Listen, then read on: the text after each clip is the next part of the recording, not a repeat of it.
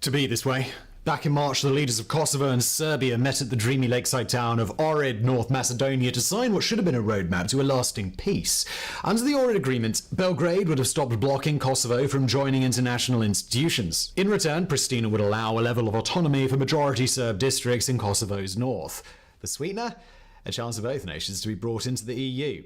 Although the Ohrid Agreement was ultimately never signed, the vibes were good. For the first time since Kosovo's 2008 declaration of independence, it felt like Serbia and its former province might be able to coexist peacefully.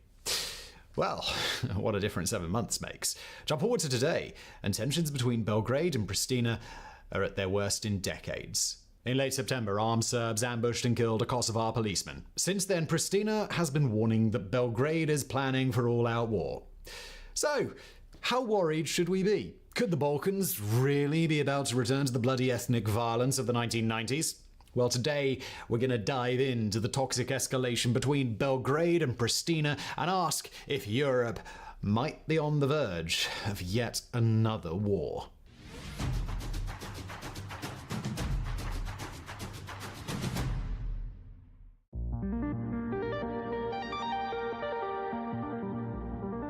Now, writing in the aftermath, the BBC called it the worst escalation of violence in years. On September the 24th, 2023, roughly 30 Serbs in military uniforms blockaded a bridge outside Banjiska, an ethnically Serbian village in Kosovo's north. When Kosovar policemen came to remove the trucks, the armed men opened fire, killing one. What followed was the sort of battle not seen in the region for decades. With Kosovar special forces on the scene, the Serbian gunmen blockaded themselves in an Orthodox monastery. Over the next few hours, a siege unfolded as the armed men used military weapons and hand grenades to fight off Kosovar responders. By the time the violence stopped, 3 gunmen were dead, 6 had been captured, and the rest had fled across the border into Serbia. When Kosovar police checked the monastery, they found the gunmen had brought enough weapons to supply a small army. Immediately, authorities in both nations started casting blame. In Serbia, President Aleksandar Vučić blamed the Kosovo government of Albin Kurti, saying that the gunmen were Kosovar Serbs who, to quote, no longer want to stand Kurti's terror. He also told Russia's ambassador that Kurti was carrying out ethnic cleansing with the West's support. As might be expected, Kurti himself took the opposite line, writing of the gunmen on Facebook that, quote, organized crime, which is politically, financially, and logistically supported from Belgrade, is attacking our state. The United States, meanwhile, said the attack was highly organized and told the New York Times that the attackers probably had substantial resources behind them. As to who is in charge of those substantial resources, the US isn't saying. Although American Ambassador to Kosovo Jeffrey M. Hovenia aired his own suspicions, noting that the gunmen appeared to have military training. He told Politico, the quantity of weapons suggests this was serious, with a plan to destabilize security in the region. At the time of recording, the fog of confusion around this attack means we still can't say for certain who was behind it or what the goal was. While Kosovo is pointing the finger squarely at Serbia and Vučić, things have been murky ever since Kosovar Serb politician Milan Radocic admitted leading the raid. On October the 3rd, he was arrested in Serbia, where he's claimed he was acting under his own initiative. As for the gunman's goal, well, that's also contested. Kosovo Prime Minister Albin Kurti has claimed that the raid was part of a, quote, larger plan to annex northern Kosovo through a coordinated attack. As evidence, he cited both videos of the gunmen apparently training at bases in Serbia, as well as the sheer quantity of weapons recovered from the monastery. Yet while uncovering the source of this violence remains a crucial task, it was quickly overshadowed by a much larger crisis.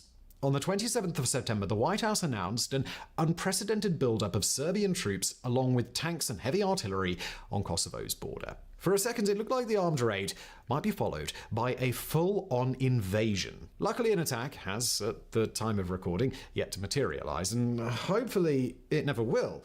After claiming the troop build-up was a lie being spread by America, Vučić later announced a pullback of Serbian forces. He further iterated that Serbia's official aim remains to join the EU, a goal that obviously wouldn't be helped by launching an unprovoked invasion. Yet even if a direct military confrontation between Belgrade and Pristina has been averted for now, that doesn't mean the danger is over. Serbia has spent the last year repeatedly raising and lowering the combat readiness of its army, sending troops to and from the border in what could be seen as an exercise in intimidation, or could be something more sinister. It's not for nothing that Kosovo's government has claimed Serbia is acting as Russia did prior to the full-scale invasion of Ukraine, a period that saw Moscow repeatedly build up, then reduce its forces at Ukraine's border. This September, Azerbaijan did something similar at the borders of Nagorno-Karabakh, moving troops into position, even as the government in Baku insisted that no such thing was happening, right until it launched its lightning assault on the ethnically Armenian enclave.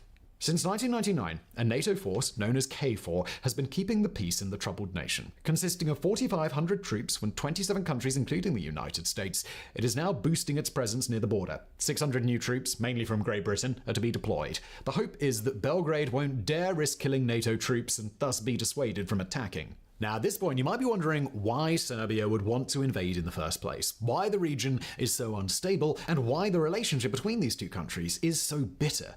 And to answer that, we're going to take a quick detour into recent history, a history characterized by bad blood and ethnic cleansing that has haunted the Balkans for decades.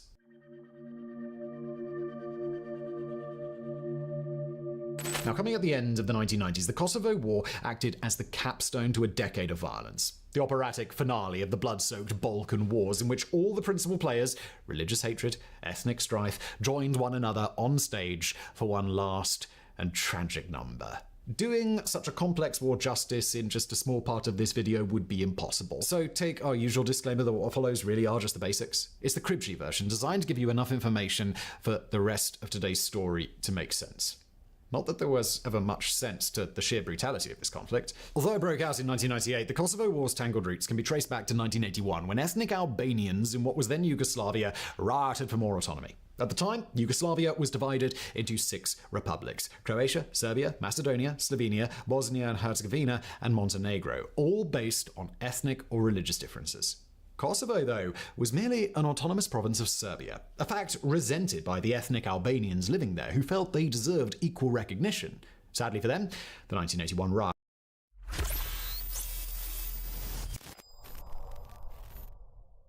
Bok, ja sam Manuela I ovo je tvoja prilika za novu kreativnu karijeru. Pop Akademija već 13 godina obrazuje mlade ljude u would lead to the exact opposite. Spooked by the spectre of separatism, Serbs began turning to politicians who promised to crack down on the rioters. One such politician was Slobodan Milosevic, who made a name for himself promising to support ethnic Serbs in Kosovo. When he came to power, he stripped Kosovo of its autonomy, fired ethnic Albanian state employees, and brought in Serbs to do their jobs. In response, Kosovar Albanians formed a peaceful resistance group, but this being the Balkans, the peaceful part would soon be cast aside, especially after the breakup of Yugoslavia radicalized everyone. Witnessing the bloody independence wars fought by Slovenia and Croatia, as well as the mayhem in Bosnia, convinced Kosovo's Albanians they needed to take up arms. In 1997, they formed the Kosovo Liberation Army, or KLA, but when it came to using violence, there was no way the KLA could compete with Milosevic. In 1998, Milosevic ordered the destruction of all separatist elements in Kosovo. In practical terms, this meant the destruction of all ethnic Albanians. 13,000 people were killed, mostly Kosovar Albanian civilians, and over 1 million were forced from their homes before a 79-day NATO bombing campaign stopped the slaughter at the cost of hundreds of Serbian and Montenegrin lives. Yet the violence didn't stop. With Milosevic's forces halted, the KLA returned to Kosovo. There, they carried out reprisal killings against Serbs and Roma, driving 164,000 into permanent exile. It is the memories of these massacres that still haunt the region today, Kosovar Albanian memories of fleeing through the night before a genocidal army. Kosovar Serb memories of the revenge killings that tore through their villages. Memories as sharp and bitter now as they were 25 years ago. The fighting ended with the establishment of KFOR and the drawing of a charter for Kosovo's future, one that involved not just Western powers like the US and the UK, but also Russia. Recognizing that Serbia might try to reconquer its wayward province, the charter forbade any nation from changing Kosovo's borders. Recognizing, too, that Kosovar Albanians might vote to join Albania, it likewise forbade entering a union with another state, but it didn't forbid independence. In 2008, Pristina declared itself a brand new nation, one that is currently recognized by about 60% of UN members, including most of the West, but excluding Russia, China, and 5 EU countries. Today, independent Kosovo's population of 1.9 million is about 92% ethnic Albanian, with another 6% ethnically Serbian. But rather than mix, about 6% of Serbs lives and works in a small number of enclaves where they form the local majority. 10 out of Kosovo's 38 municipalities are majority Serb, mostly clustered along the northern border. To make matters more complex, Serbia has never recognized Kosovo's independence, continuing to see it as a renegade province. As a result, Kosovar Serbs don't see themselves as citizens of Kosovo, but of Serbia. Many use Serbian currency, fly Serbian flags, and until recently drove cars with Serbian plates. While they're not walled off from each other, the two ethnicities rarely mix, living not just in separate physical spaces, but mental ones. Spaces where the war is remembered completely differently. Spaces where one side considers Kosovo the spiritual heart of Serbia, while the other considers it an ethnically Albanian nation that was occupied by Belgrade. It's these two mutually exclusive visions of Kosovo that lie behind the recent unstoppable rise in tensions.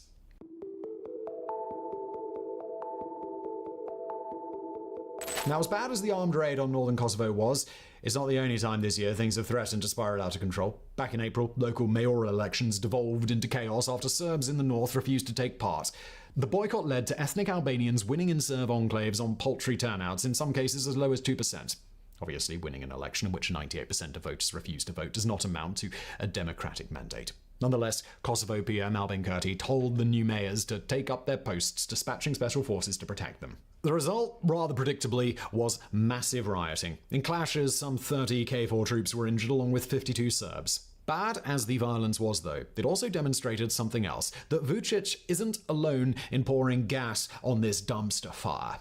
At an incredibly delicate time, both nations are unfortunate enough to be led by men with a penchant for stoking the flames of resentment.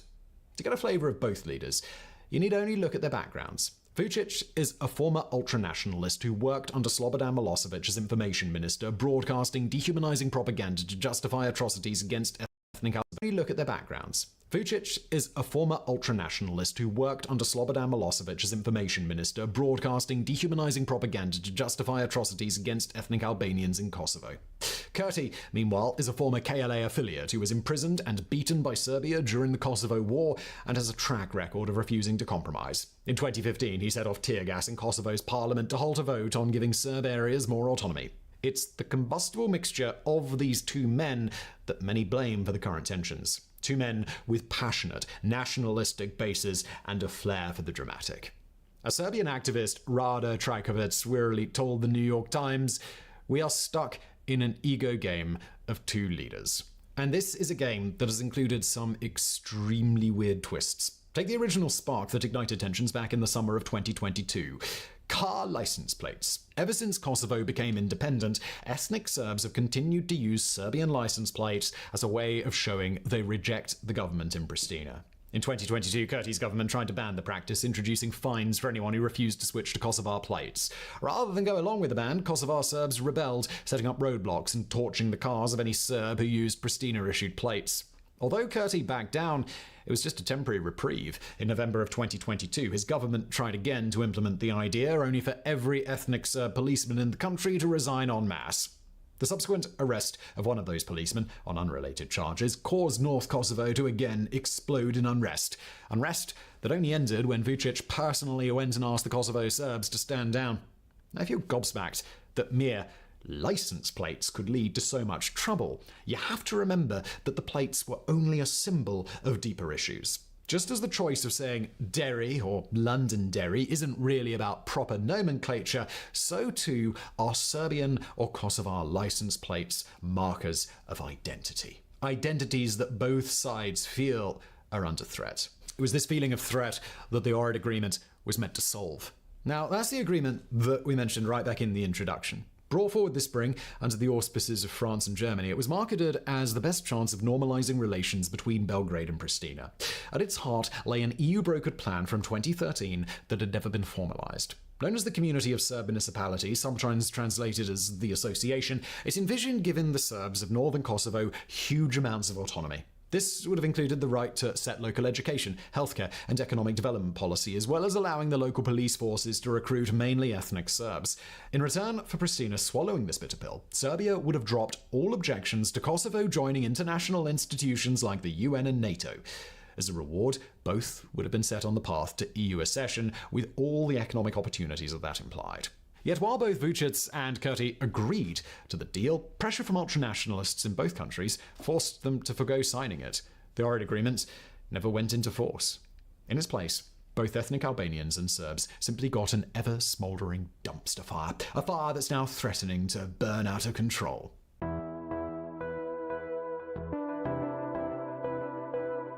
Now, prior to February the 24th, 2022, there was a feeling in Europe that we'd moved beyond the age of bloodshed, that while tensions might rise in certain regions, the era in which sovereign states fought wars in our neighbourhood was over.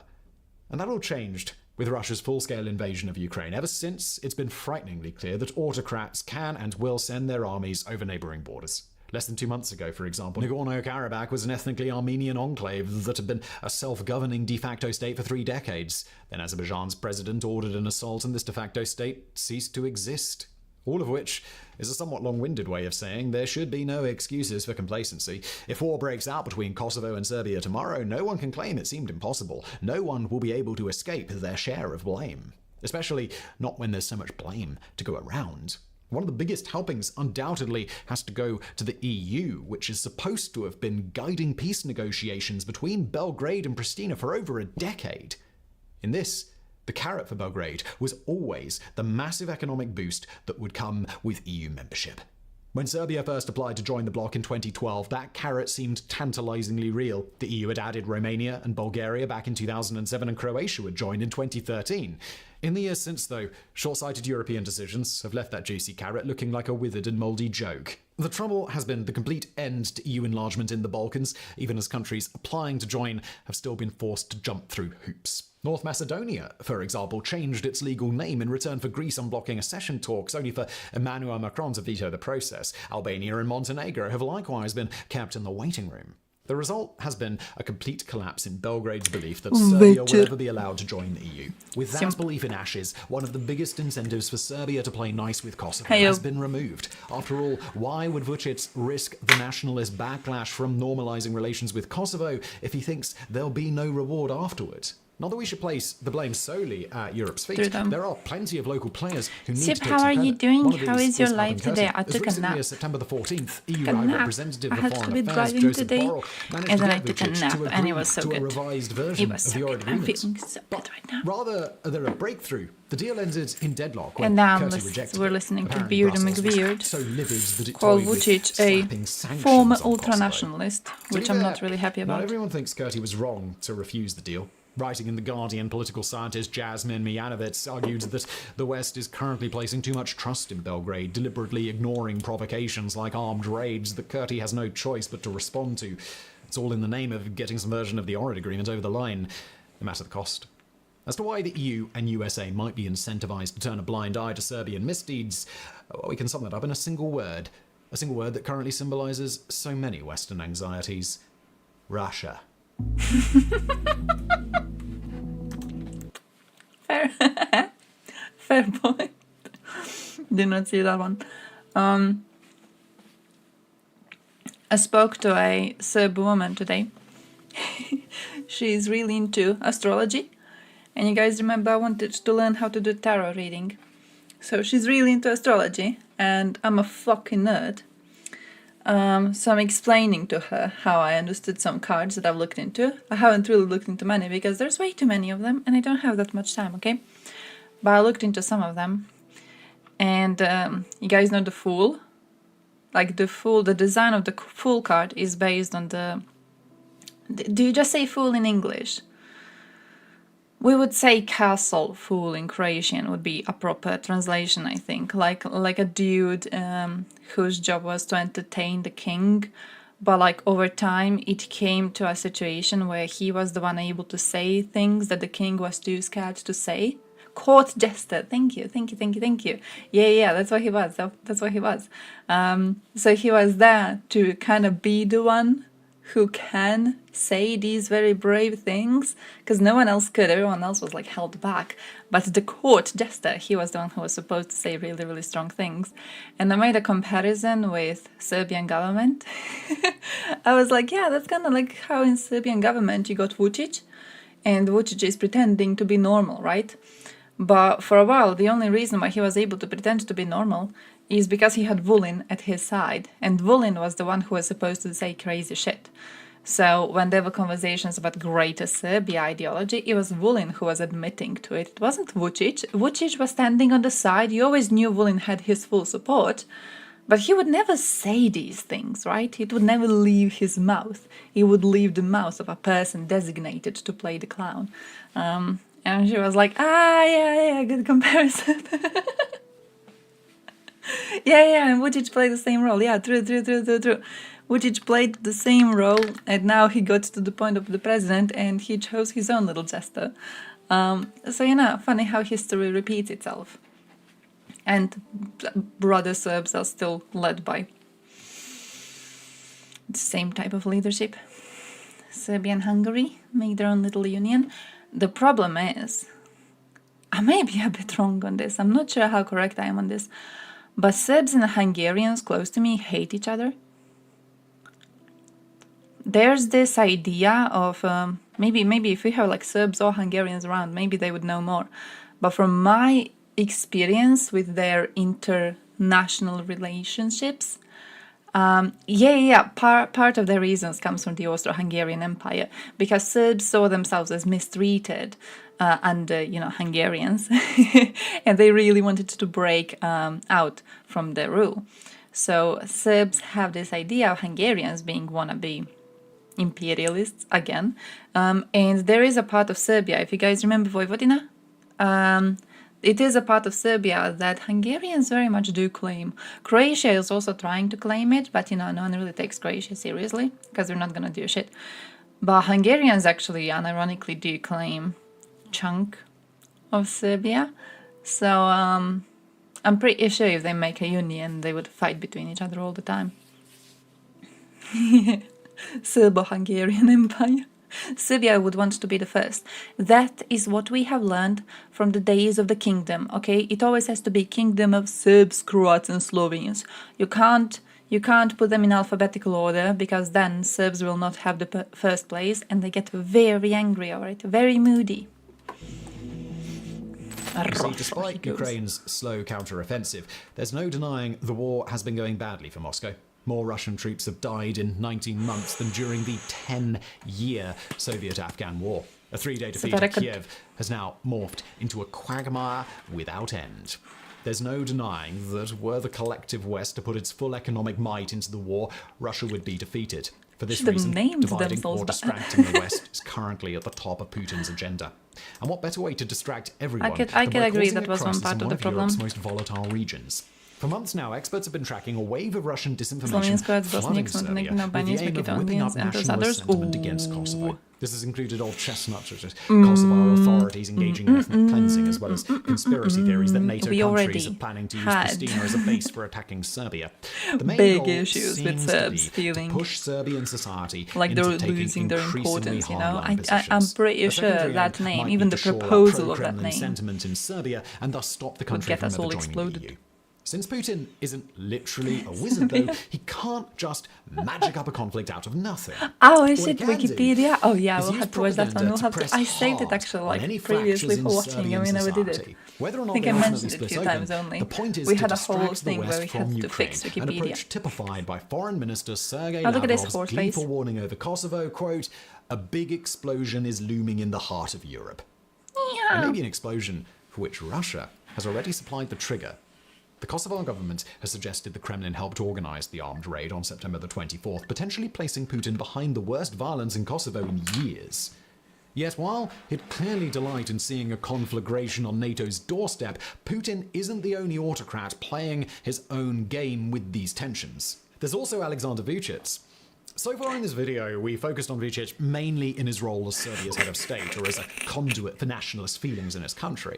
What we haven't yet touched on is his role as an embattled politician desperately trying to cling on to power. One who may be trying to use popular issues in Serbia, like reclaiming Kosovo, to distract from his own domestic woes. Can we strike Nike? Back in early May, Serbia was rocked by 2 mass shootings within 48 hours that taken together killed 90 people, including 11 teenagers.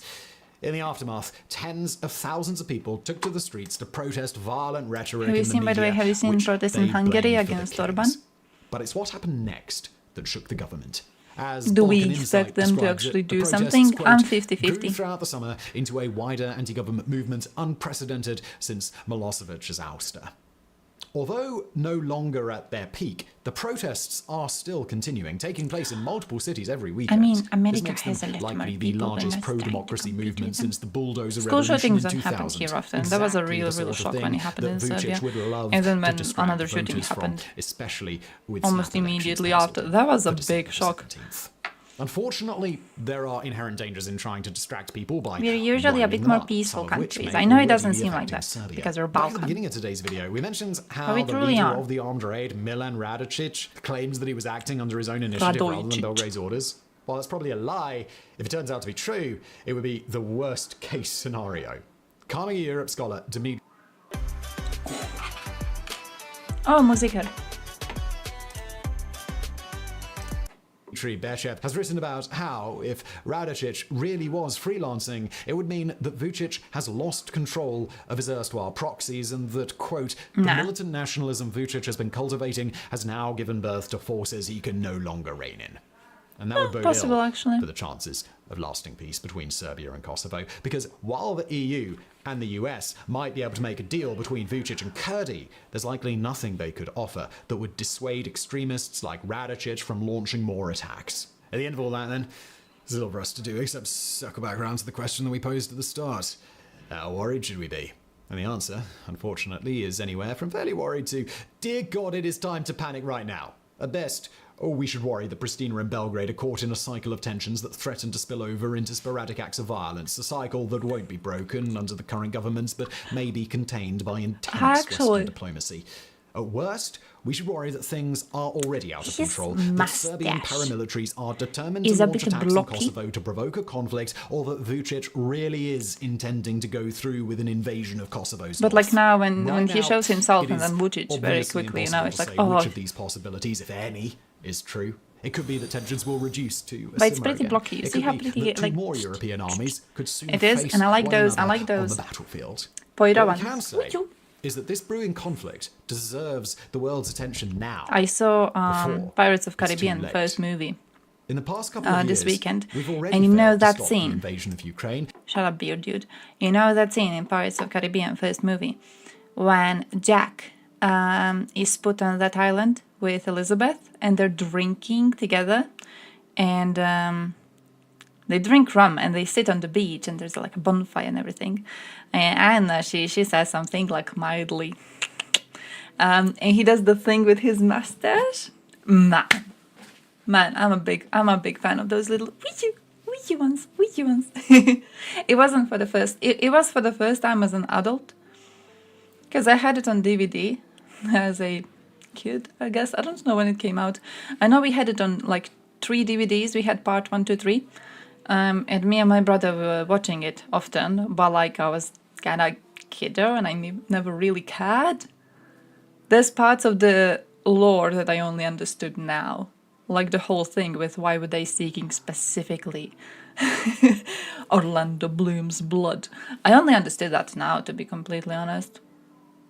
I never really, you know, it's one of those things, like when you're a kid, you watch a movie and you're like, wow, cool, and you never really ask these questions. And then as an adult, you rewatch the movie and you're like, huh, is this a plot hole? But it isn't. They explain it rather well. So it was a good movie. It was a good movie. You're all, yeah, I'm old as shit. But we had it on DVDs. We had cassettes when I was a kid. We were watching cassettes. Had those, like you had to twirl them back. Those are cool. I had all my cartoons on them. We don't even have the players anymore for them. I have so many cartoons on them and no proper players for it. So newer ones aren't really it. I saw the mermaid one in a theater when it came out. That's what I remember. The mermaid one, I saw it in theaters immediately when it came out, but I was also like, I was rather young at the time. You know. I don't know how much I got to the plot, to be completely honest. I thought the graphics were really, really good though. I thought mermaids, I remember the strongest thought I had of that movie was that the mermaids looked amazing. Just amazing. The way, something about their tails, I have a really vivid image of one scene when they are swimming and their tails move in a really, really cool way. So I'm kind of hyped about watching that movie soon, because I want to see how that actually looks. I want to see if I was a stupid teenager. I was also really into Twilight movies at the time. So, you know, it's like... you never really know how conscious you were at certain points of your life until you get older and you're like, oh, that was a problem. As they planned it as a trilogy and then just kind of added on to that. I mean, I can't complain, okay? Because like they got two main actors I would not really be angry about watching in a lot of shitty movies. Plus, they got a main actress I would also not mind watching in a lot of shitty movies. They could probably give me the shittiest plot points ever and just dress these three up as pirates, and I would be really okay with it. Yeah, and I'm just... I don't have high standards. Give me hot people, make them look hot. It's a pirate movie. It's a fucking pirate movie. There's magic ships and everything. I don't expect a lot. Twilight? The greatest love ever in the world. I was really, really into it though. I genuinely liked it. Now I think there's a different beauty to it though when you step away from it for a while and then you come back to kind of analyze the whole thing around the Twilight movies, and you figure out that Robert Pattinson hates those movies more than you ever could. Man has despised every second of filming that shit. I love that. Plus, I love how shit the writing is in the books. And I read the books. I was a fucking loser kid. I read the books. I never noticed the writing. But I saw someone recently on Facebook made a compilation of all the times that Edward in the books criticizes Bella's outfits. There's so many times. So many times he's like horny. And he's like, I could be lusting for her right now, but she's wearing that ridiculous sweater.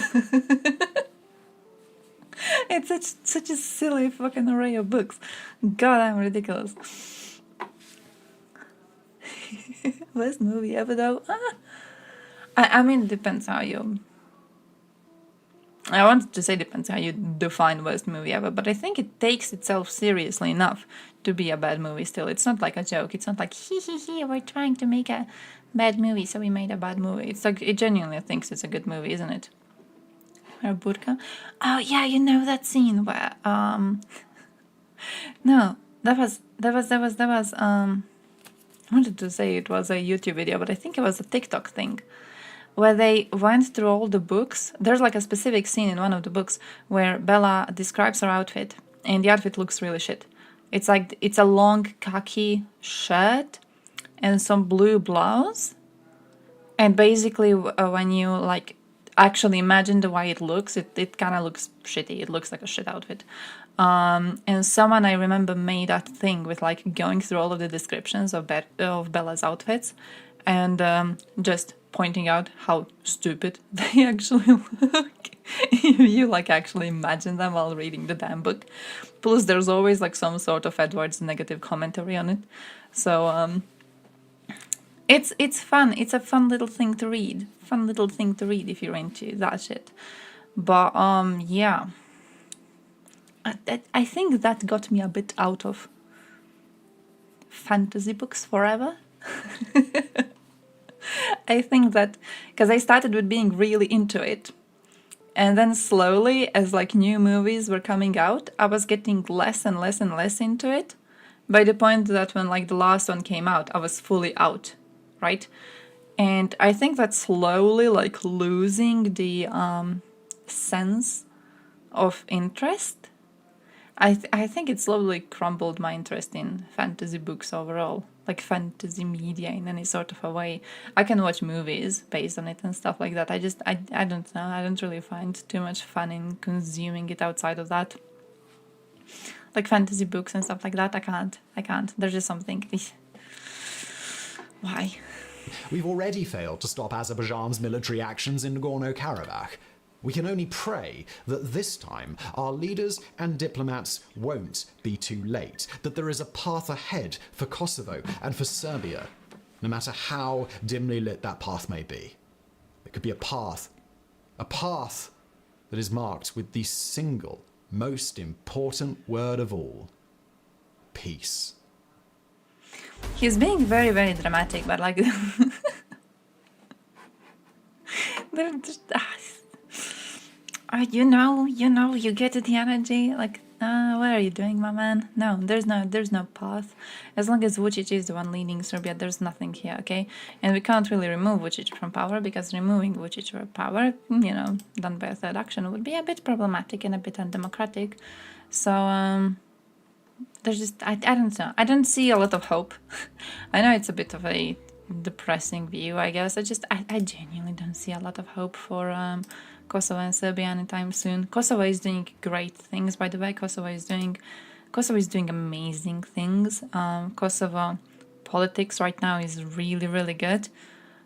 But Serbia is not willing to negotiate in any way, and as long as Vucic is in the government, it's going to stay that way. By the way, let me show you a book I bought today. Check this out. Called The Balkans. It's this big. I got a huge fucking book. A new library opened in town, and I had to go to check it. It has maps and everything. It's on the Balkans. I've read like half a page so far, and on this half a page, it goes, where's that specific part that I'm trying to find for? It is in fact only recently, since the turn of the 20th century, that the world has adopted the adjective Balkan and derivatives like Balkanization as pejorative terms. If somebody displays a Balkan mentality, it implies a predilection, the fuck is that word? For deceit, exaggeration, and unreliability. As Yugoslavia began to disintegrate in 1989, generalizations about the peoples who inhabit the region and their histories was spread by media organizations that had long ago outlawed such cliches when reporting from Africa, the Middle East, or China. The Balkans apparently enjoy a special exemption from the rules against stereotyping. Ha! That's what I got so far. Okay. I don't know what's in the rest of the book. It's a huge book. I saw a huge book on Balkans. I was like, give me. It's called The Balkans, from 1804 to 2012. Nationalism, War, and the Great Powers. Here's the writer's name, if you need the writer's name. So Misha Glennie.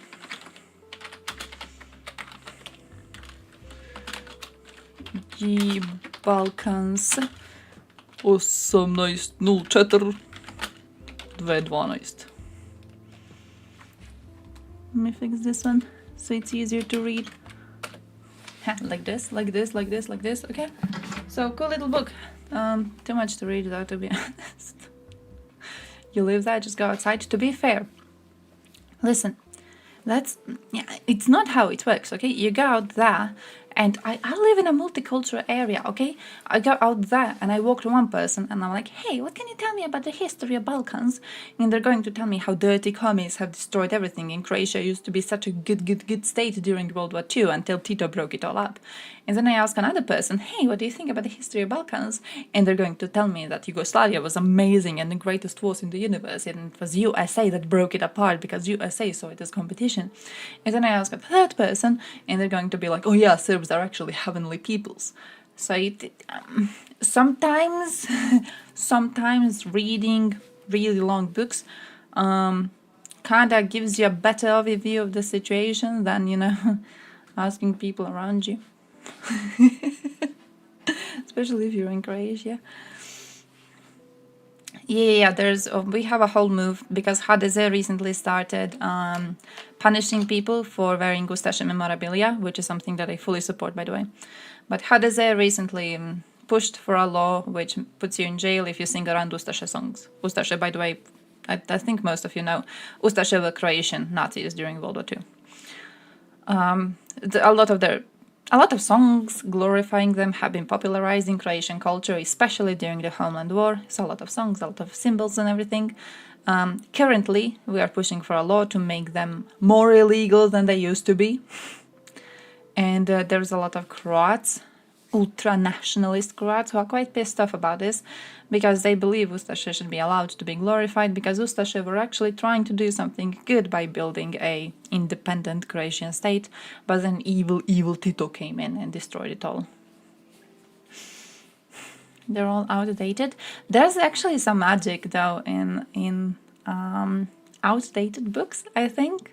Like I very much enjoy I've got 1, 2, 3, 4, 5 big, very, very old books, for example, right now that I'm looking at right there on Yugoslavia, and they're all that shit. And they're kind of incorrect. One of them is just basically just jerking off Tito. But I think there's some magic in learning how people at the time thought about the topic, right? Like there's something about, looking at opening a book and then being like, oh yeah, Tito was amazing and Tito was such a great leader, ho ho ho, he just died and we are all so sorry that he died and he was keeping the world in order, shit like that, and like, he wasn't, but there's something magical about knowing that people at the time thought so. I think it's okay to read a lot of outdated books because they give you perspective. It's a similar feeling to me as listening to nationalist songs. When you listen to, I don't know, that Greek song which denies the existence of Macedonian state, or when you listen to that pro-Assad Syrian song, stuff like that, or when you listen to the anti-Russian Syrian song, it's like they're not objective, and you wouldn't listen to this song and then be like, oh yeah, based. You wouldn't do that, of course. But it gives you an insight in how the people, at least part of the population, was thinking at the time. And I think that's really, really useful if you're going to be talking about some greater perspectives, national perspectives especially. Like the song that we have about bombing of Belgrade. I think it's a great song when it comes to understanding how some other groups in Balkans felt about USA coming in and bombing Belgrade, right? They felt like drinking in celebration. They actually did. I think it's a good show of that. Or, that Russian song in which they bitch about Yugoslavia breaking apart. How was it? Like, this is sister something, I don't know the exact lyrics. But also, I think a very interesting show of how, despite the fact that Tito didn't really like Soviets at all. There was a whole meme about Stalin despising Tito fully. Still, they kind of saw themselves as, a type of a sibling relationship, regardless of the fact that the leaders didn't like each other. Still, just because they were on a kind of similar path, they saw themselves as very similar countries. So I don't know. I think it's interesting.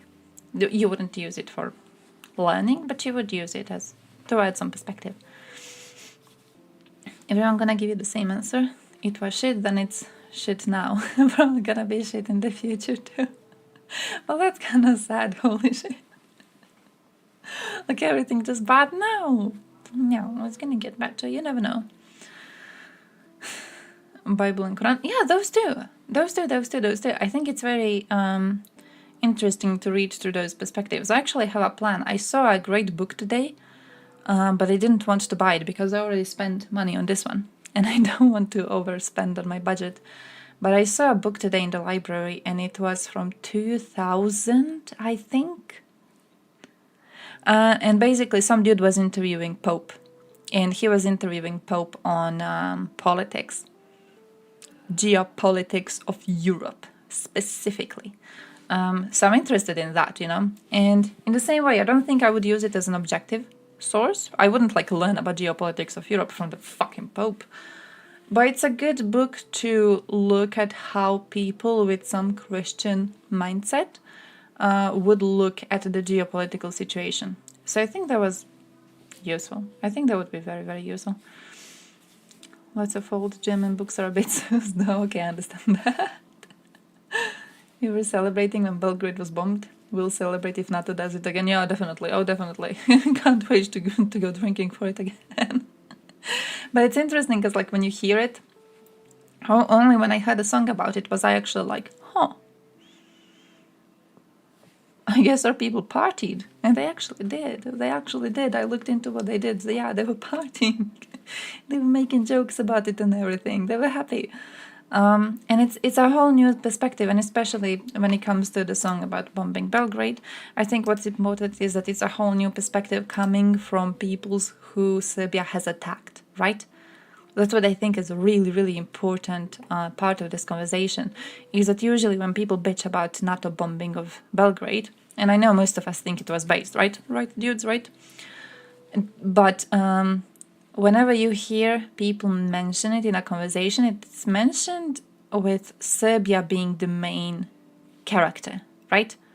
It's always like, oh, NATO bombed Serbia. How did Serbs feel about this? How do we expect Serbian geopolitics develops after this? How do we expect Serbia will ever trust the West after this again?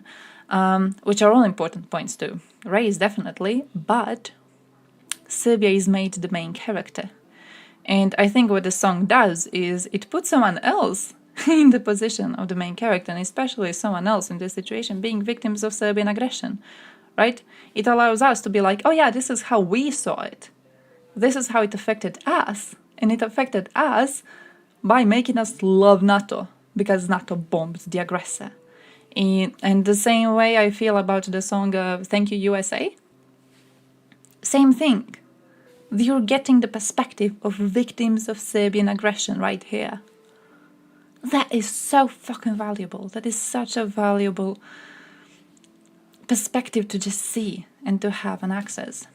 You don't have to take it as objective fact or whatever, but good thing, good thing.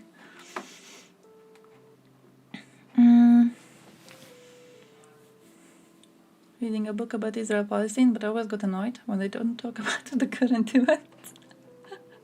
I can kind of feel that. Because sometimes I do that with history, like I'll be reading the books and then I'm like, oh, okay, I wonder how this event in history relates to the current event. And I get a bit disappointed that the book doesn't compare it. That the book isn't like, oh yeah, this is how this event in history relates to the current event. But like the book couldn't, because it was written way before. It had no way of knowing. I wish it did, because I would love to listen to this analysis and I can't find it. It's because history is always changing. There was a marked difference in World War II writing. After the opening of the Soviet archives opened up a lot of new info. Same with the opening of Israeli archives. Dispelled a lot of myths around 1948 events. Oh yeah, that too. So I think it's, what's the word? Valuable to know this perspective, even if it was outdated, because for a while it was forming politics, right? For a while it was forming interpersonal and international relationships. So it's still an important thing to kind of take in, right? Like even if people believed in a false view of history, they still believed in it. They still behaved as if it was true. It still influenced their actions. So if you're interested, of course, in history and in understanding history of any peoples, really, I think it's an important thing to know anyways.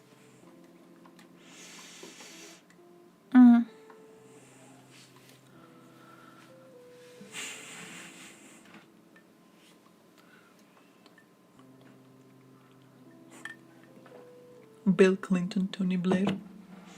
A lot of anti-Semitism in the Middle East has its origin in Nazi Germany. Ooh. Oh, I've never really looked into that. Holy shit. I don't know when anti-Semitism was more prevalent in which parts of the world, to be honest. I know in Europe it was really, really common. I know we here in Europe, I know we here in Europe are absolute trash.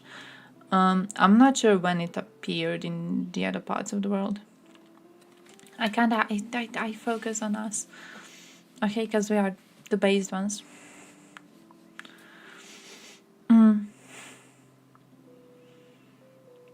Christian theories around how they had to drink Christian blood to stay alive. Yeah, stuff like that. Even the Bible is kind of interesting. But I'm not sure when it reached other parts of the world. I would need to look into that. Like, I'm not sure how Jews were treated in Middle East, for example, historically. I know they were treated horribly here. I know here we were pieces of shit. Oh, yeah. Okay, yeah, the Crusades, yeah, proper. Hey, yo, boy. 1492, man. Yeah, we were just fucking horrible. We were absolutely fucking horrible. It reminds me, I saw someone today, I haven't fact-checked it, but someone sent to me a message that AFD, how was it? AFD is the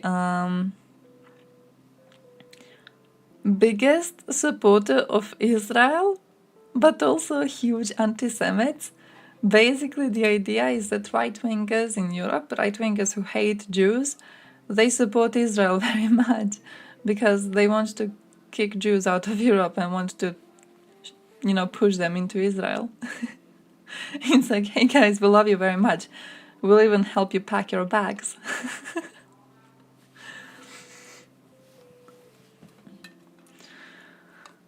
It's mainly related to the creation of Israel. Before that, Jews and Arabs didn't have that much of an issue. So yeah, around World War...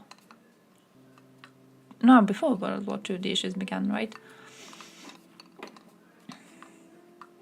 AFD supports Israel because they currently hate Muslims a bit more than Jews. Oh shit, they had to pick. They had to pick. Not a lot of Jewish migrants, but lots of Muslim migrants. Okay, easier to hate. I fought with someone today from Croatia. I'm trying to get into Croatian political commentary spaces. Big mistake. Had a discussion with someone who was trying to claim that migrants are not migrants. Like, we had one of our newspapers and they interviewed a Moroccan migrant, and this dude goes, why did they call him a migrant? And I'm like, he is a migrant. And the dude's like, no, he's not a migrant. He's a person traveling and then crossing the border illegally. And I'm like, that still makes him a migrant because he's traveling. He's changing the location. I checked the Croatian definition of a migrant. Fits into that. Being illegal doesn't change the fact that you're a migrant. Had a whole fucking fight around it, okay? So we're having strong opinions on migrants here too recently. I wonder how it's going to affect our views on Israel-Palestine. Defending Crusades? Saw a video on Daily Wire defending Crusades. Wait, what was the argument? What was the argument to defend? What was the Crusades were based thing for what?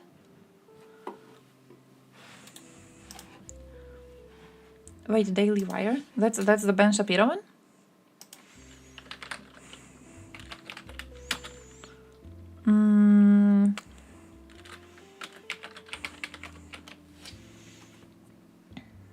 Yeah, fucking Russell Brand. The Russell Brand one?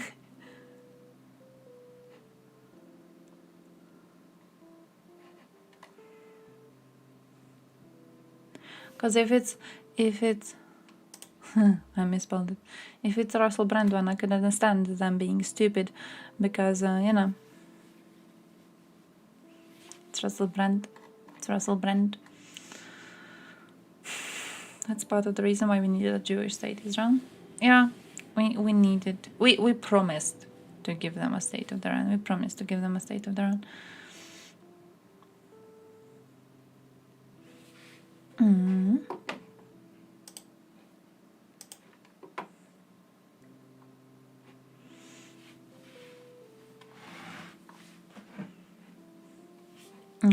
I see that.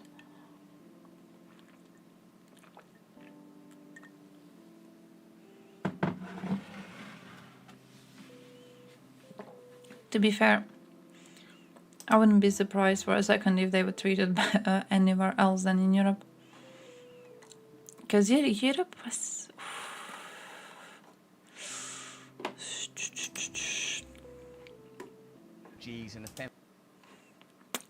Are we interested? I'm kind of interested. I want to know what he says, but I don't really want to know what he says.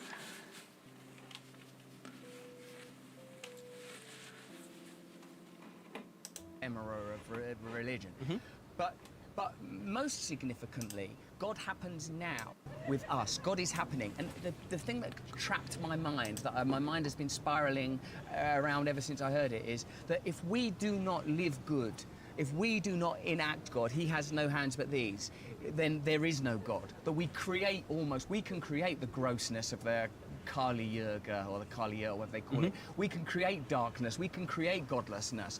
So indeed, both a dismal perspective on mankind is available, a pessimistic, we need regulatory authority, our tendency will be towards sin, we are fallen, we are cast out the garden, but also an optimistic, we are divine, we are celestial, we are heavenly. God is a...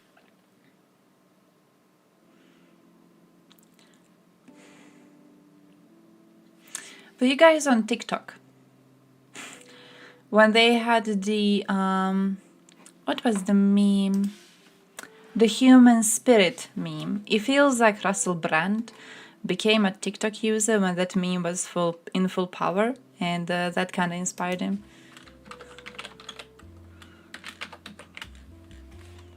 Oh, I found the meme.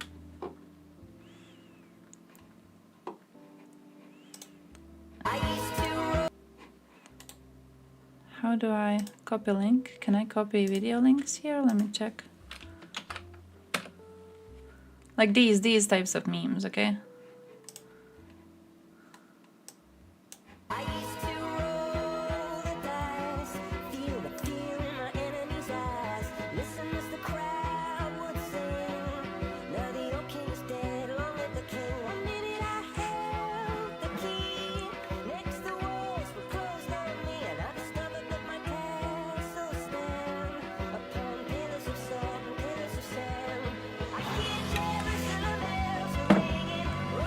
That one. Were you there? Because those are wholesome memes. I think Tumblr also had this phase.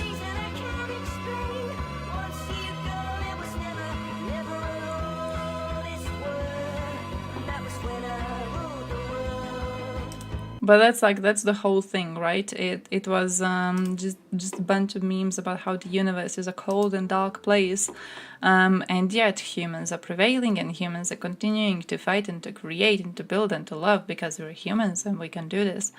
And I get a feel Russell Brand spent like a day or two scrolling TikTok before this fucking interview.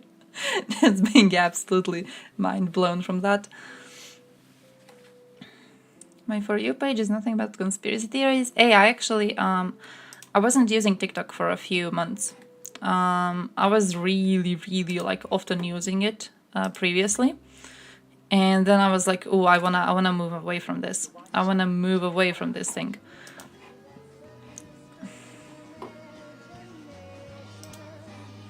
See, now it's playing in the back. Fuck off. Shut the fuck up. But I used to be way too much into it. I was spending too much time on that fucking website. So then I moved away for a few months. And I've noticed that now I have returned. I opened TikTok and I got the worst fucking types of videos. All of them are locals. So all of them are Balkan people. They're making the shittiest type of content. I'm talking the Balkan version of Andrew Tate. Imagine Andrew Tate, but if he was homeless. That's what I'm getting on my For You page. For no reason, by the way, because previously my For You page was nothing similar to that.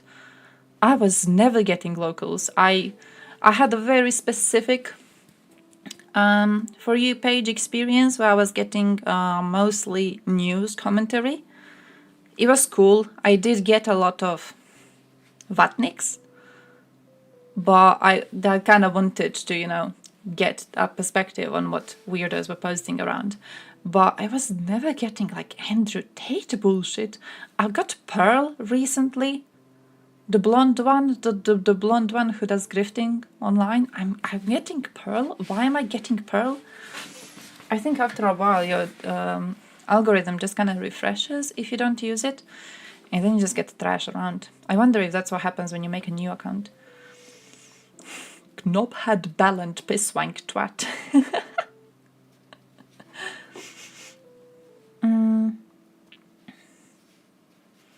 They can give evidence unless it was contradicted by any Muslim. Oh, stuff like that. Like technically we're equal, but not really.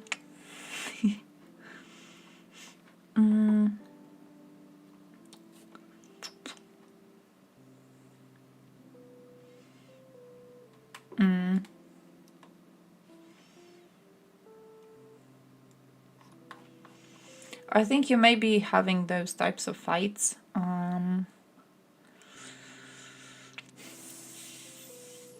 You know how when people talk about religions and their relationship to slavery?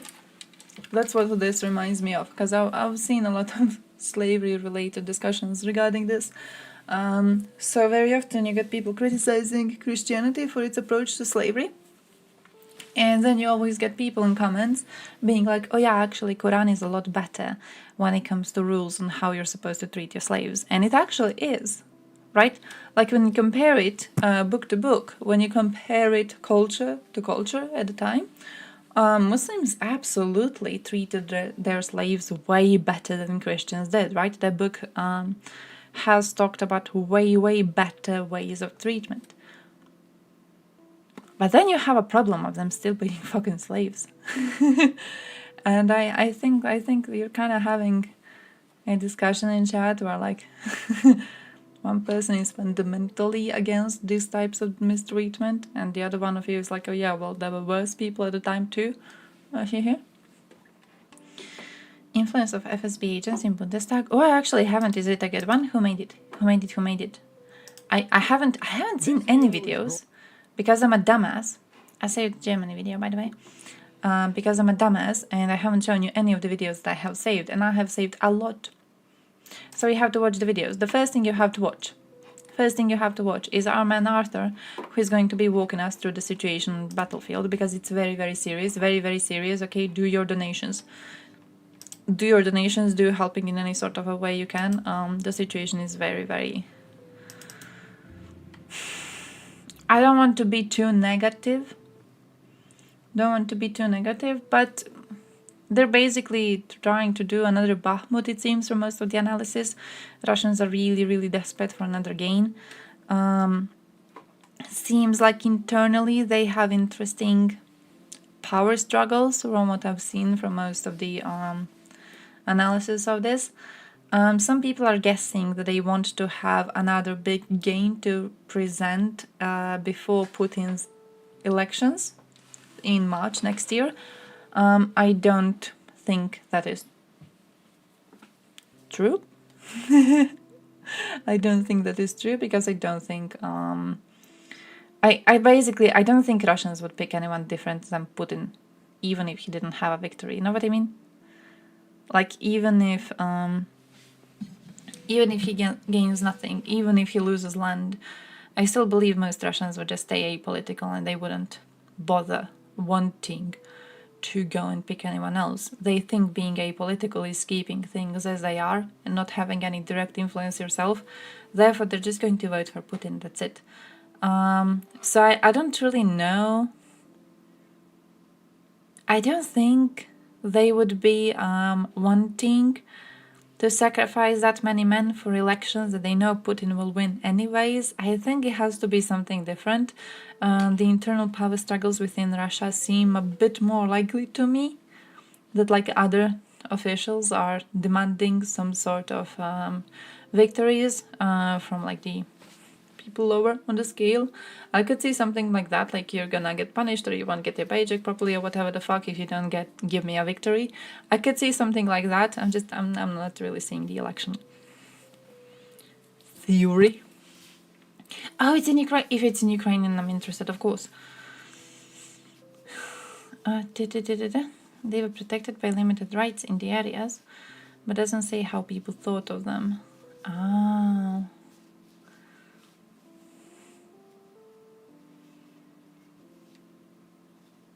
Could we even find? Do you think we could find sources on that? What would be, like, unless some laws are written or whatever? Could we even know? The golden age of equal rights was a myth, and belief in it was a result, more than a cause, of Jewish sympathy for Islam. Oh. Jews liked Muslims so much they made up a whole myth of being treated equally.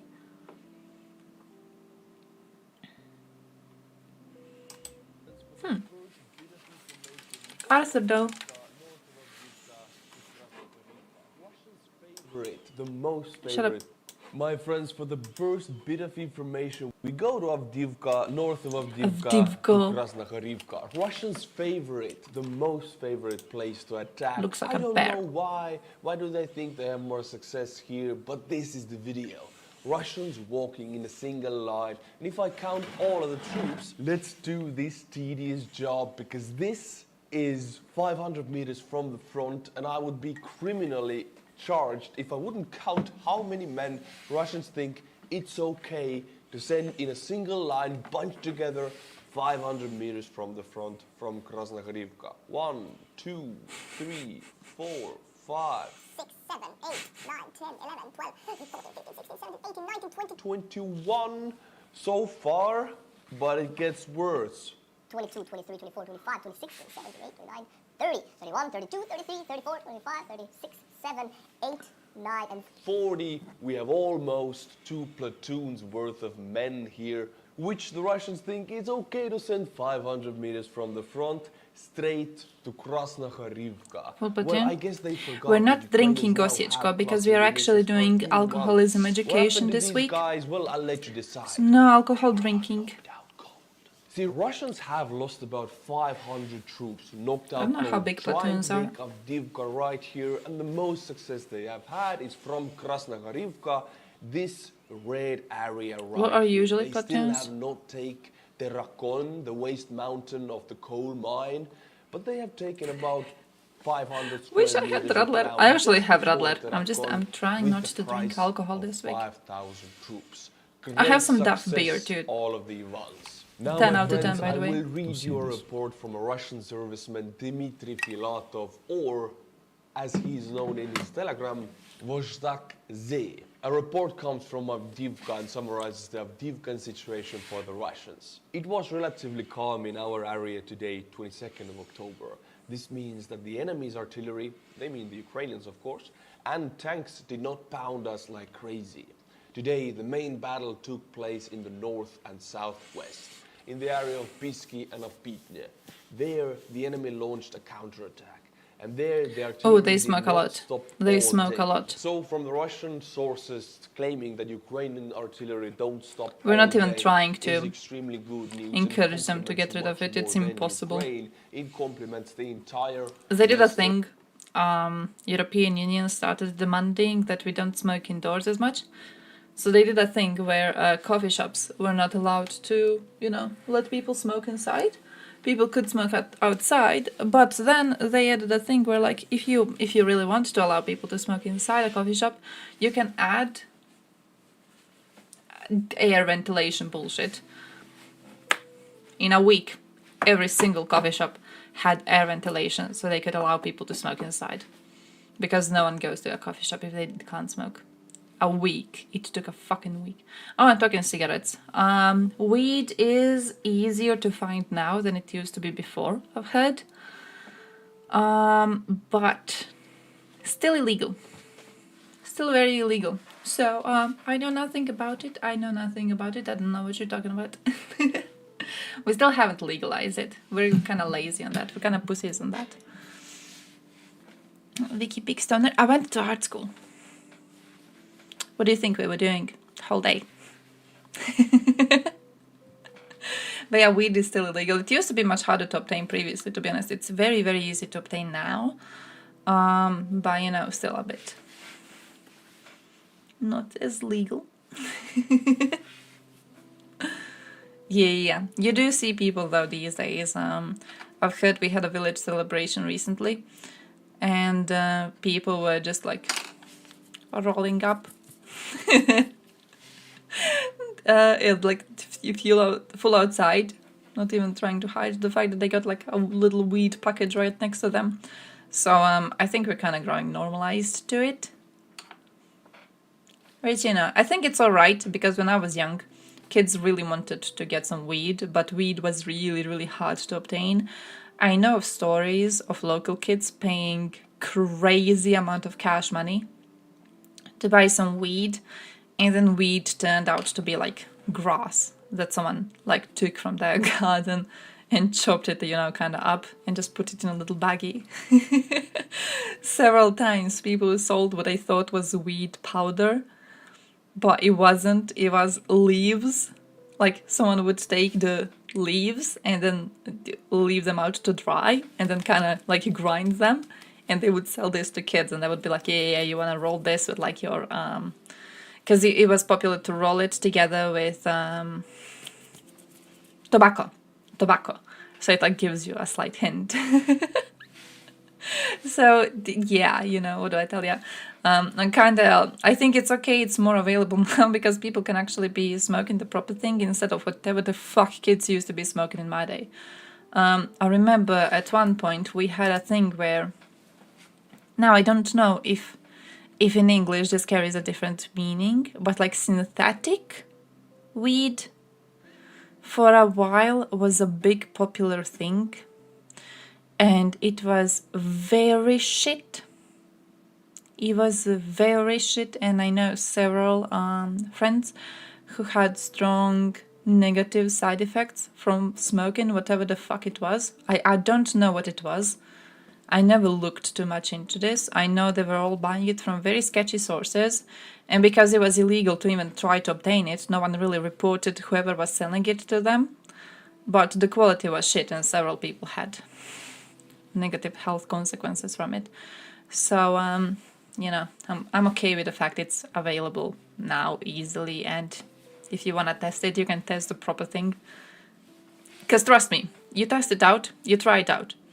You test it out, you meet 2, 3, 4, 5 other weed smokers. They're so annoying, you will stop using weed immediately. I don't think anything turns people away from using weed as much as the annoyance of weed smokers does. They're so fucking annoying. No more shitty quality stuff. Yeah, it's like at least people will be using the proper thing. Which still isn't really good for your brain development and everything, but at least it's not, I don't know, potentially killing you from the inside. I have no idea what the fuck the fake thing does. Synthetic cannabinoids. Hey, that! The producer started manipulating the molecules and it all got really weird. Oh, so that's what it is. Wait, I'm gonna save that. I'm gonna save that name so I could look it up later. My brother tried it once. I was there to kind of babysit him. He was basically him and a friend trying it. And I was there to be the babysitter. The friend got off relatively easily. My brother had the worst case of migraine ever. So...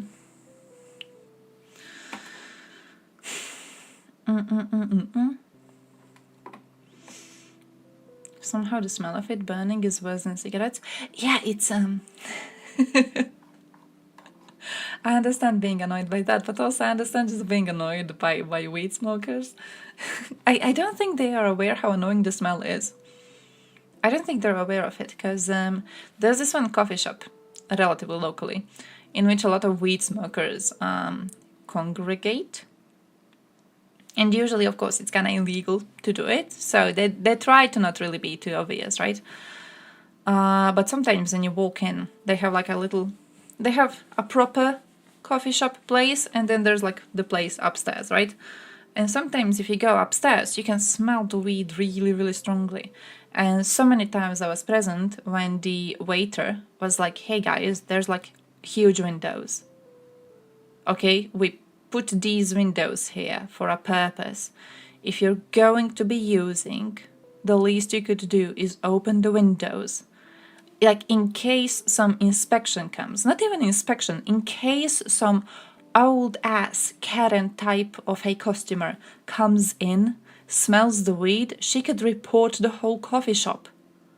You can't do this. Like, it's Croatia, it's still illegal. You can't do this. And the amount of times I saw weed smokers go, it doesn't even smell bad. Why are people bothered? Maybe they could get high off the smell.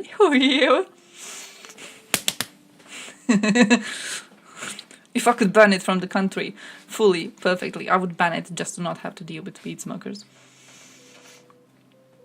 In some of the smaller cities, you could smell it through the whole town. Oh man, shit. Cars and exhaust fumes everywhere, but weed smoke. To be fair, I support controlling the amount of exhaust fumes and exhaust fumes cars. In the specific part of the city I'm talking about, it's a walkable part of the city. There's no cars around. I supported the German system, actually. Germany did a thing where you can't enter specific areas of a city if you have a shit car. I suppose that. I wish more cities do that. Like if you don't have a proper system to not destroy the environment as much as you're destroying it, I think it's okay to ban you from certain places. I think this should be encouraged. It felt like a 60-minute intense psychosis. I am terrified of that. Like, I've tried weed, proper weed. Okay.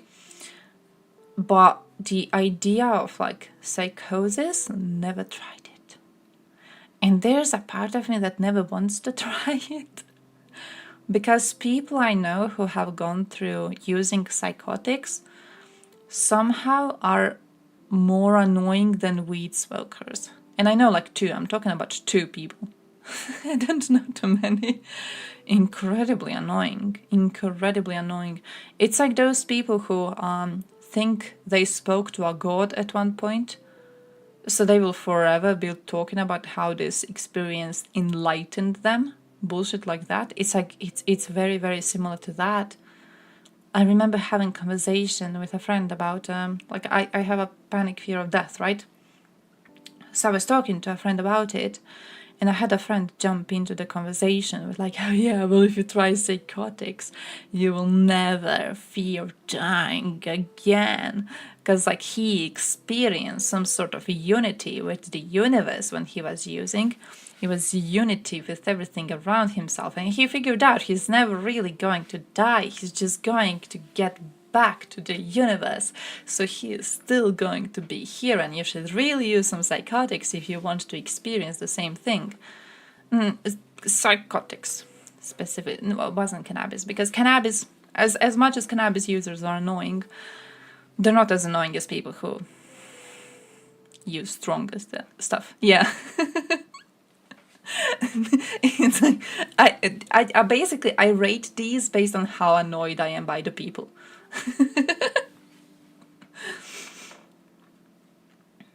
Pool halls? Walk in to see if someone's there, walk back out. Reek of stale smoke all day. Oh, yeah, talking about that though, cigarette smoke.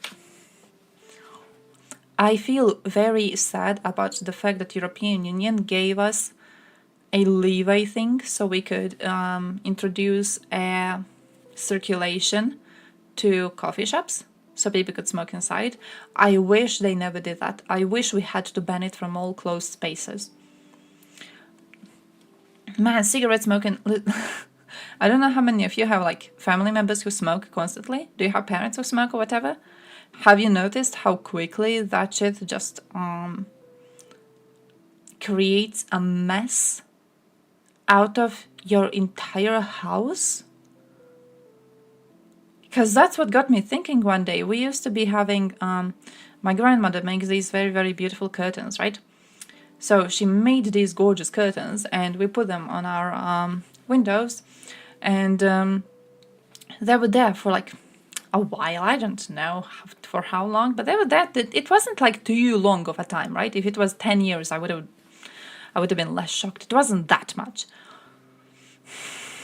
The difference between like the ones that were put up in a room where they smoke regularly and the ones that were sitting in a closet in the room back just from smoking. Disgusting. Just from smoking.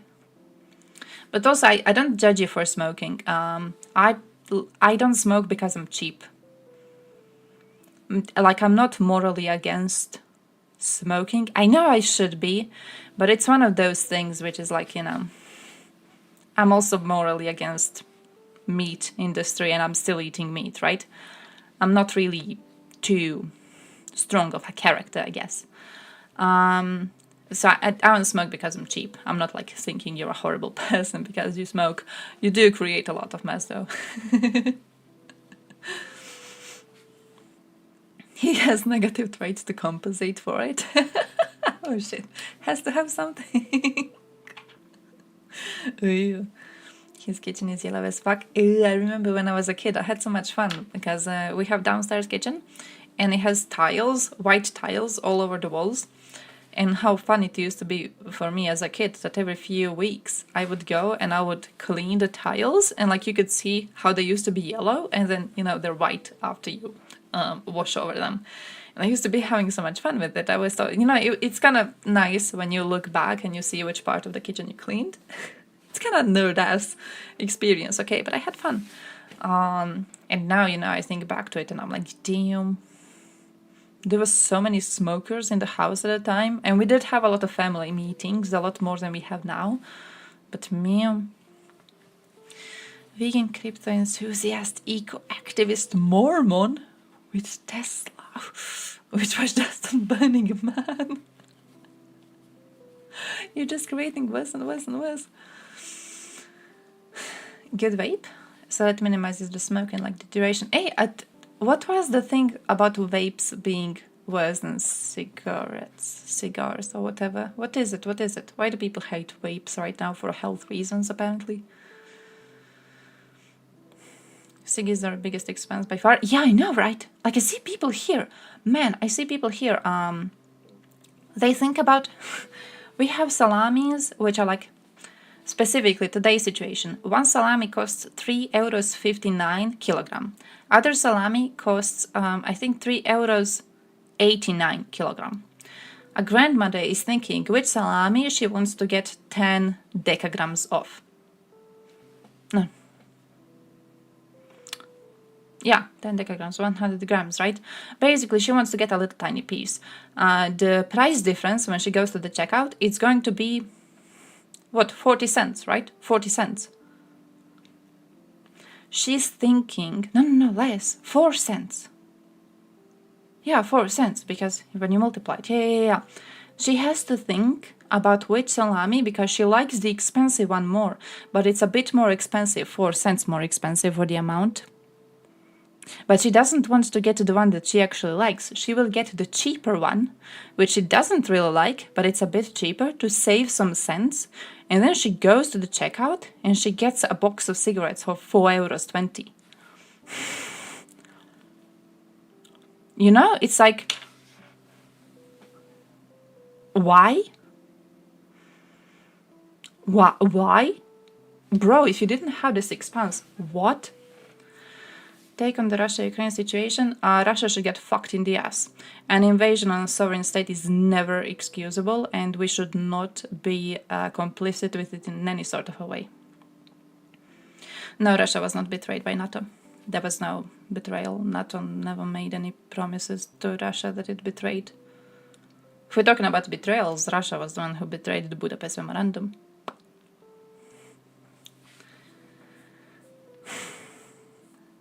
Pack a day, 650.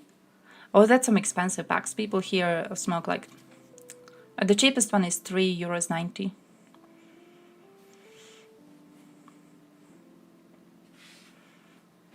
Vaporizers for weed herbs are different from those for the liquid stuff. Oh, so the liquid stuff is bad. But the weed ones are actually okay. If she was me, she would go hungry, leave the salami, just spend all the cash on thingies. That's sad though. You should start using something else instead of cigarettes. You know how some people like snack, so they stop smoking, but they get really, really fat. Ha! Maybe you could try doing that. There's white wallpaper in one room, and there are yellow pieces because of injection medicaments that were used for cancer grandfather. Oh, holy shit. Oh, holy shit.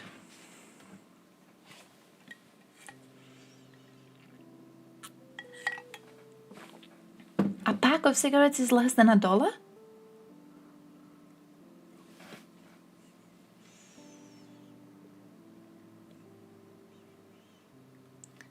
Nice.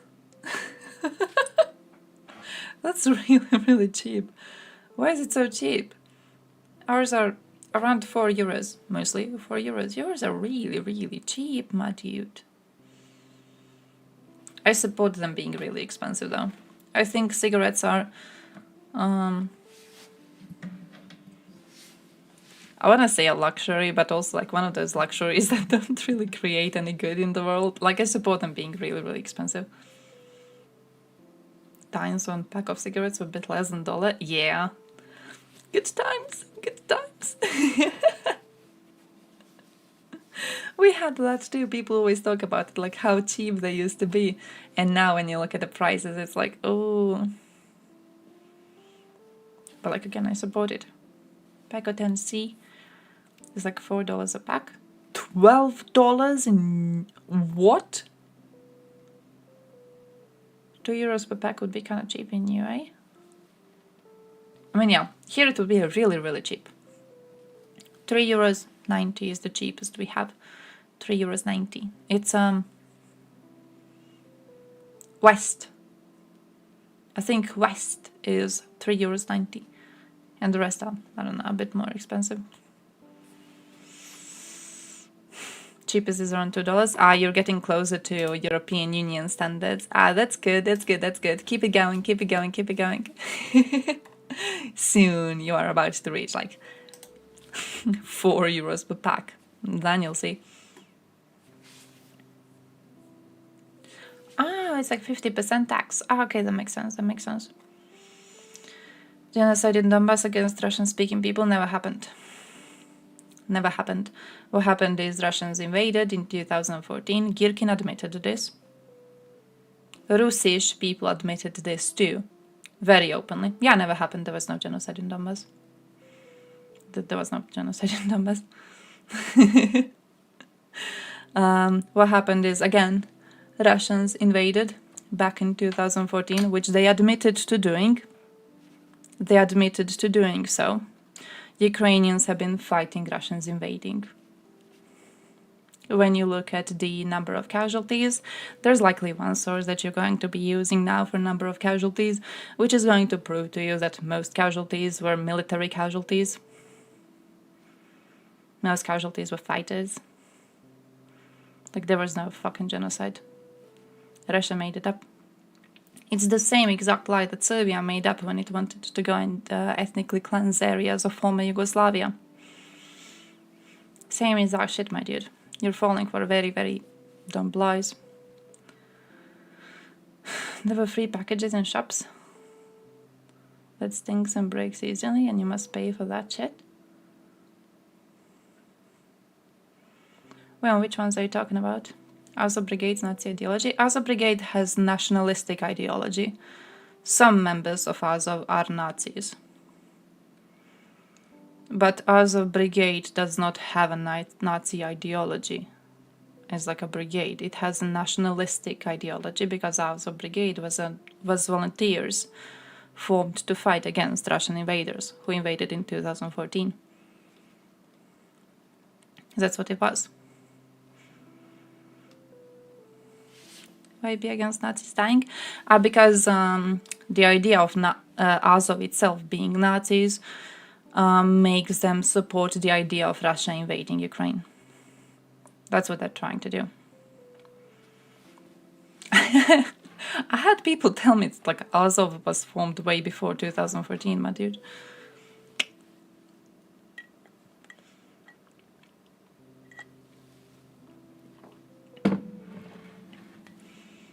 No, because in their heads, it's not.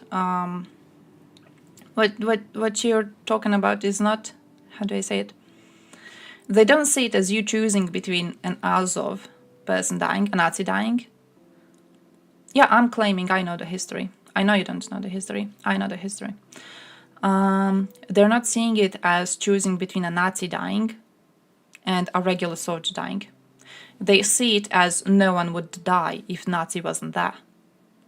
Because they have fallen for Russian lies about the reasons why they did this invasion, right? So that's basically what it is. It's not like it's oh yeah, well, at least we got Nazis on the front lines, so you know the country is clearing itself of Nazis. No, because they're like, oh yeah, there would be no invasion if Nazis weren't there, which just simply isn't true.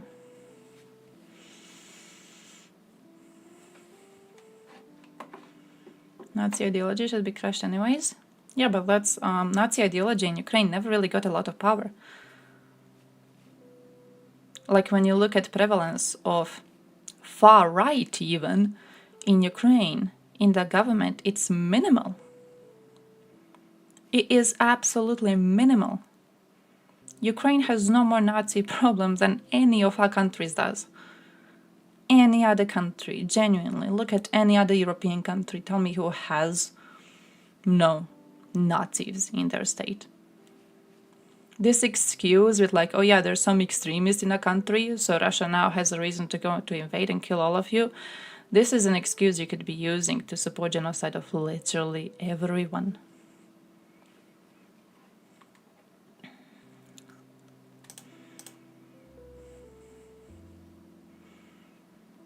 Ah, you mean like normal plastic baggies? Oh, they're still cheap here. They're still cheap here. I'm not too happy about them being cheap, but that's because I'm really against plastics lately. I mean, lately. I've been genuinely against plastics for quite a long time. I think we should lessen the amount of plastics we have around. It's wild. Like when you look at the situation around yourself, it's wild how much single-use plastics we have around, just for no fucking reason. So I support these baggies being outlawed, to be perfectly honest. I don't really know if there's a point in having them around. I support exchanging them for paper ones. We tend to see extremist military groups come out of occupied territories across the world. Oh yeah, there's a really interesting conversation about the rise of extremism in nations which perceive themselves as oppressed, or nations that actually are oppressed, right? There's a very interesting conversation about this happening during World War II, for example, and with how many peoples have joined Nazis because they saw Nazis as liberators from their oppressors at the time. It was a very stupid mindset to have, absolutely, but they still had this delusion of like, oh yeah, New World Order is coming, we are oppressed under this one, but now Nazis are coming to kind of shake up the situation, so we will join Nazis, and then when they create a new world order, we might actually be treated well under that one. Croatians were, for example, one of the examples of this. So Croatians saw themselves as oppressed in... Yeah, Croatia was one of them. Croatians saw themselves as oppressed in the region of Balkans. So you had Croatians forming Ustaše, sucking off Hitler. We were desperate. Croatians were really, really, really desperate to be liked by Hitler because they saw Hitler as a way to reach the independent Croatian state. Despite the fact that Hitler despised Croatians, Hitler despised Slavs. He saw us as brain-dead fools, but still we were trying really, really hard to suck up to him because we were like, yeah, you know, maybe he helps us to get freed from these horrible, horrible Serb overlords. So interesting conversation. The same thing with Palestine, actually. It's a good comparison. It's the same thing with Palestine. So the way that Hamas was formed as a response to aggression against Palestinians, and the way that a lot of Palestinians actually do support Hamas. Despite the fact that they are terrorists, despite the fact that they are definitely extremists, they still do support them because they see them as a way to shake up the situation so you're no more oppressed. Enemy of my enemy is my friend kind of deal. Yeah, very similar.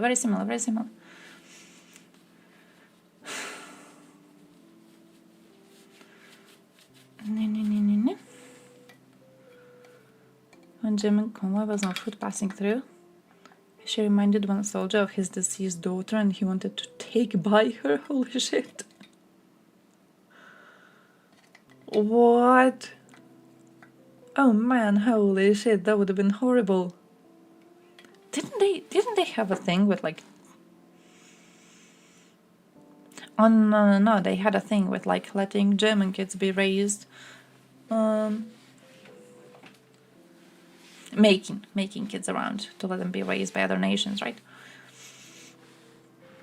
Majority of Azov you mentioned, the Russian speakers, that too. No, it's a messy conversation, the whole thing. It just I understand people wanting to, how do I say it? I saw this chat thing just now about like, guys, be nice, which I can understand. We definitely should cool down. We definitely should be nicer to people who stumble upon here and are uneducated on the whole thing. But man, does it get weird after like years of this? Does it get fucking weird?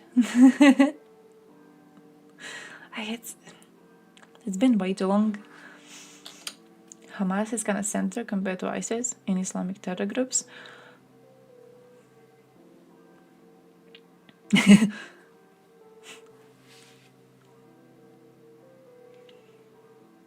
I could understand. I think it's an issue of perspective.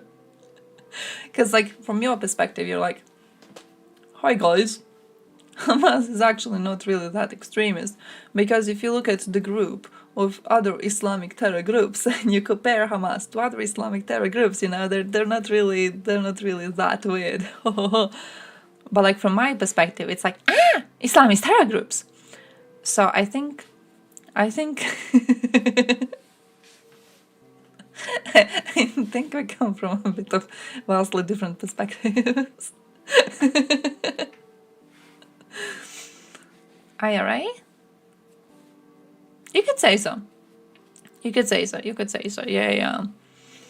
You could say it's a similar situation. Because the whole thing was that Azov got formed by a bunch of volunteers. And volunteers, when your country gets invaded, volunteers are going to be nationalists. People going to fight for your country to be saved from a foreign invasion, they're going to be nationalists, right? That's what we had here too. When we got invaded in 1990s, people who stayed in these villages to fight off Serbs until the proper Croatian military could come, they were nationalists.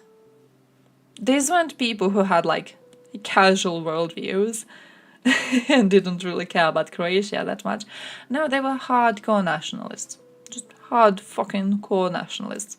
And in the same way, when Ukraine got invaded in 2014, because Ukrainian military didn't join the fight at the time, and there was the whole thing with negotiations and everything, the Russians were still trying to push. Someone needed to fight them off. So a band of nationalists quickly formed. Did it so happen that some of them also were Nazis? Yeah, definitely. But what I think matters in this situation, what I think should be the focus of Nazi-related conversation, is the fact that what you have here is one side in which Nazis have grouped up to volunteer to go, invade, and do ethnic cleansing. And you have other side in which volunteers have agreed to group up and to try to fight the foreign invasion. Right, out of these two groups, which both had extremists in their ranks, but out of these two groups, one of them is doing Nazi shit. One of them is actually invading a sovereign nation. One of them is actually bragging about their genocide attempt. The other people are just trying to push the invaders out. Goulash. Goulash.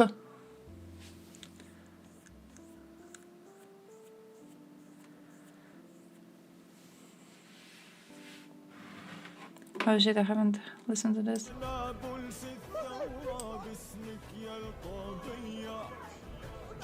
Who even is that dude?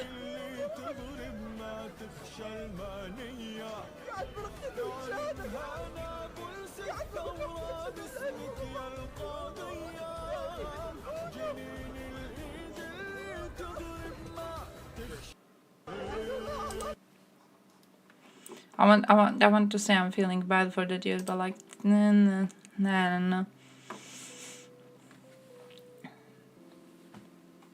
You never said you don't like authoritarian leaders doing land grabs and doing ethnic cleansing?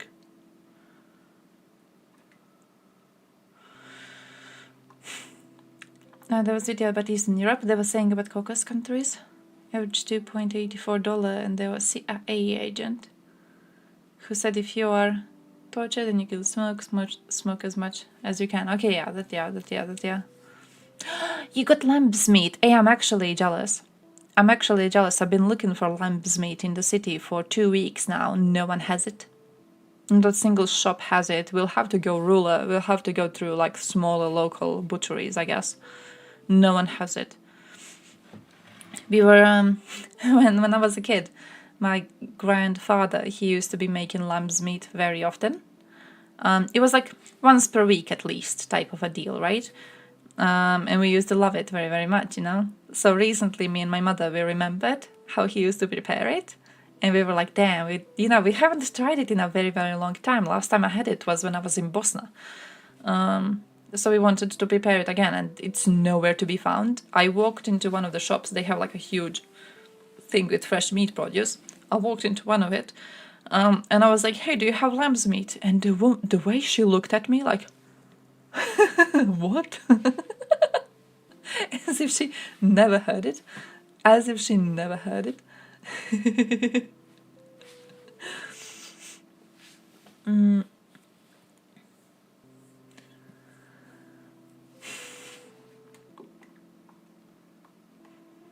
Someone makes a song praising the IDF. I don't think they should get bombed.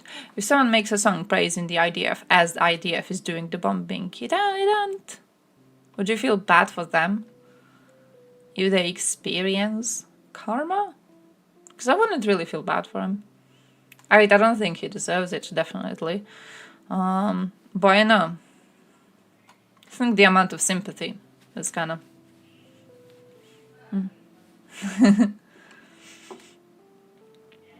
Israel's ambassador to the UN is calling for UN chief to resign? Wait, was that recent? Are we talking about one of these news?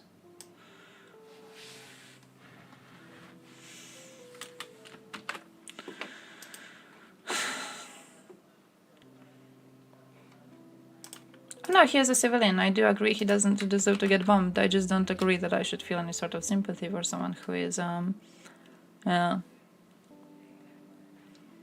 singing crazy little songs. US used its veto? What? 6 days ago. Holy shit, I thought it was now.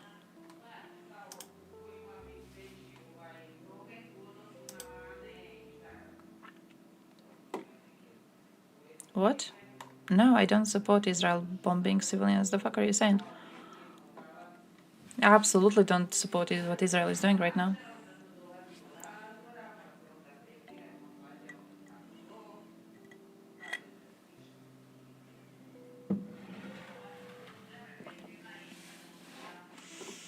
Relatively toothless organization, very toothless organization, very useless organization, isn't it? Where's my news now? Very, very, very, very useless organization. My grandma can't eat lamb ever since World War II because when the Soviets bombed Helsinki, they couldn't get food in. And they were eating spoiled lamb for several days. I'm so sorry to hear that, holy shit. How can an ethnically cleansed people go and ethnically cleansed people? Of course they can. What do you mean? What?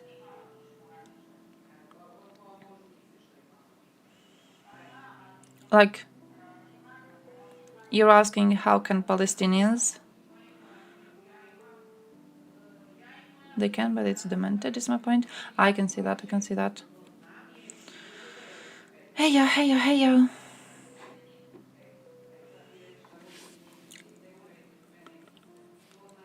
Oh, you're talking about, I completely missed out. You being like, oh yeah, how can Israelis, how can the Jews, which were ethnically cleansed in Europe, how can they now be attempting ethnic cleansing of Palestinians?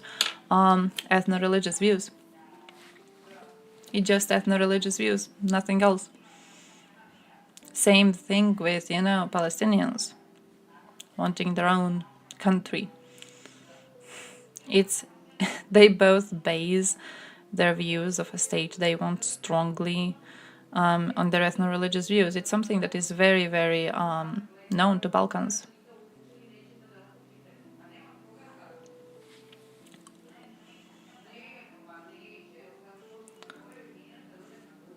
Yeah, but like it wasn't Palestine as a country. It was the British mandate and they promised land to Israelis.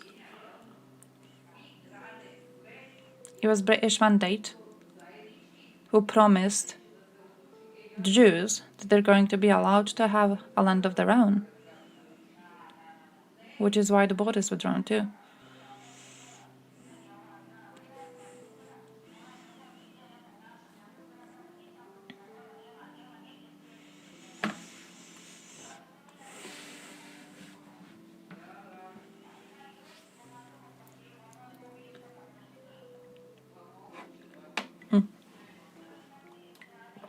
Wanted to look into the UN, by the way. See if they got something new going on. To see if they got something new going on.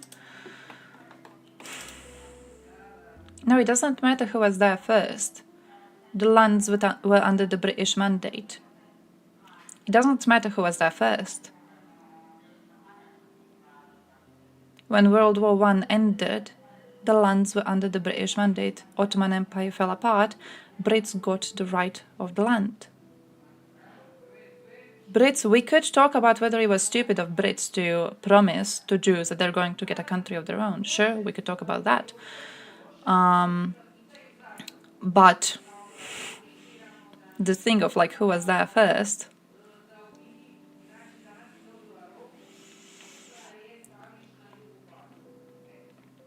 Why should it matter if Ukraine gets bombed? Of course it should matter. Of course it should matter. What do you mean? You think the reason why we oppose Russian invasion on a sovereign country is because Ukrainians were there first and not because an invasion on a sovereign country is wrong?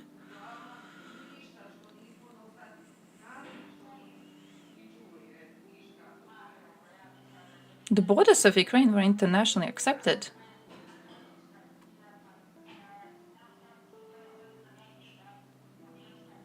Like this is very Balkan. This is very Balkan, the mindset you're having of like, oh, who was first on the land, so who was first on the land gets to kick the others out. That's not how it works. That is not how any of this works. Historical claim to a land doesn't exist. Historical right to a land doesn't exist. Palestinians say the British had no right to withdraw them, have a say. The thing is, that's just being salty about losing, about the Ottomans being on the losing side in World War I. Right? The British had the British had power over the land. They could have. I mean, we could be like, oh yeah, guys, is it okay for the Ottoman Empire to be broken apart after World War One ended? Was it okay to break them apart as a consequence of them losing? Sure, if that's like the discussion you're wanting to have. But like, they lost.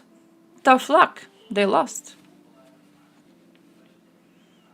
Yeah, it doesn't change the fact that the Brits got the power over the land.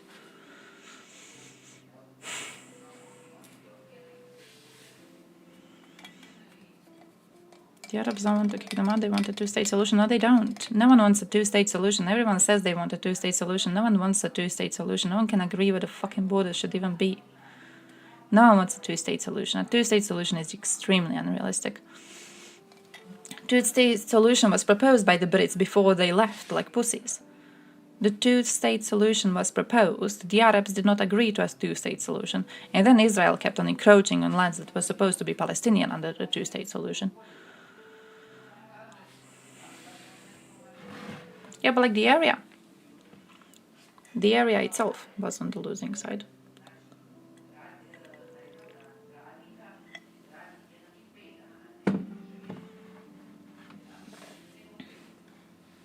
The UN wants a two-state solution except Israel and the Palestinians. Yeah, so it's not going to happen. It's like, you know, how so many people will be like, oh yeah, you know what would be the best solution? One state. So they could just coexist with each other and be having one state, you know? And it's a nice thing to say, but it's never going to happen. You're being very unrealistic. Everything is unrealistic. Dudes, like you're fucking Twitch chatters. You're goddamn Twitch chatters, okay? People way smarter than all of us, people with way more influence than all of us, have tried to fix this and they have not been able to. Both sides are dealing with ethno-religious extremism. They will not be able to create any sort of peaceful solution anytime soon. It will not happen. It fucking will not.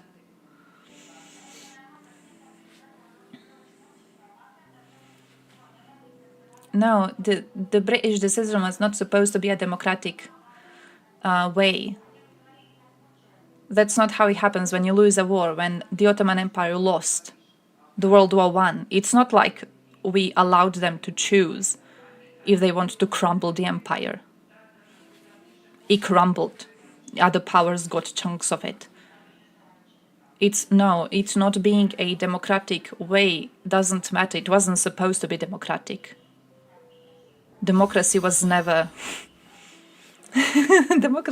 intended. Powers which won were able to get land from powers that lost. That's it.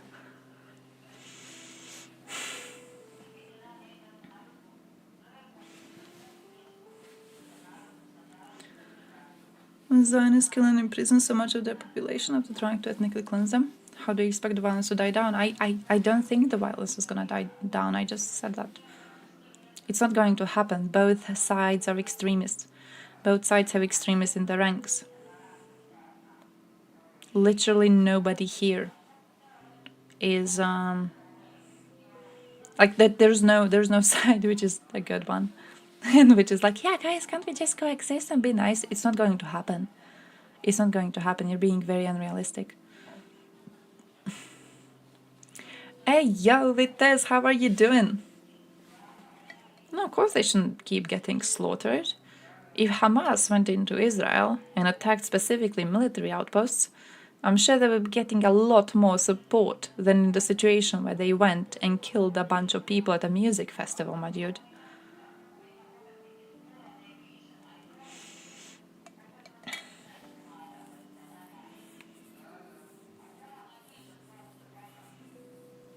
No, the Turks, we could say the Turks are irrelevant. What is not irrelevant was the Ottoman Empire. The lands that the Ottoman Empire controlled, right? Not the Turks, the empire.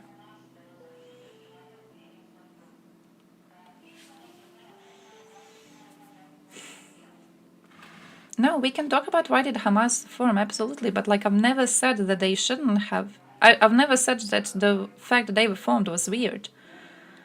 You're bringing up irrelevant questions. We literally had a conversation, was it like 10 minutes ago, about how nations which are oppressed dabble in extremism? No one is questioning why Hamas formed.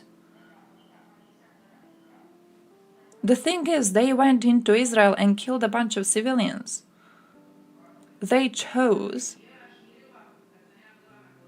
to respond by killing civilians. I genuinely, I don't know what you're even trying to say at this point. Turks are not irrelevant? Yeah, they are. They are. They are.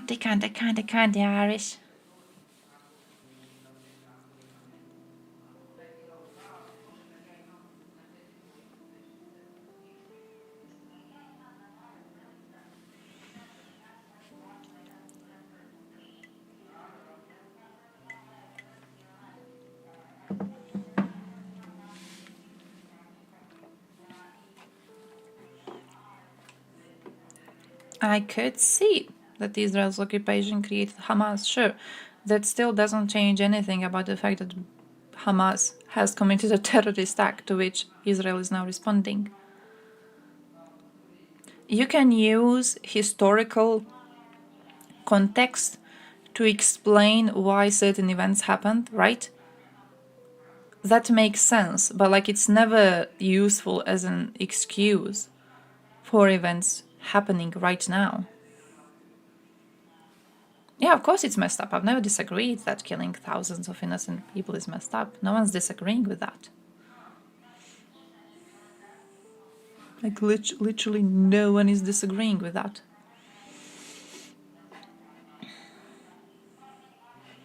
Pakistan, you guys did a lot of things.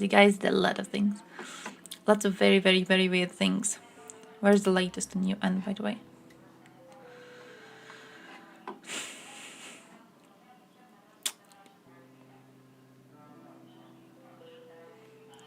Ooh.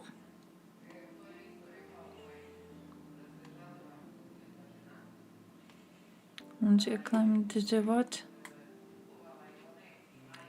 UK still standing with them?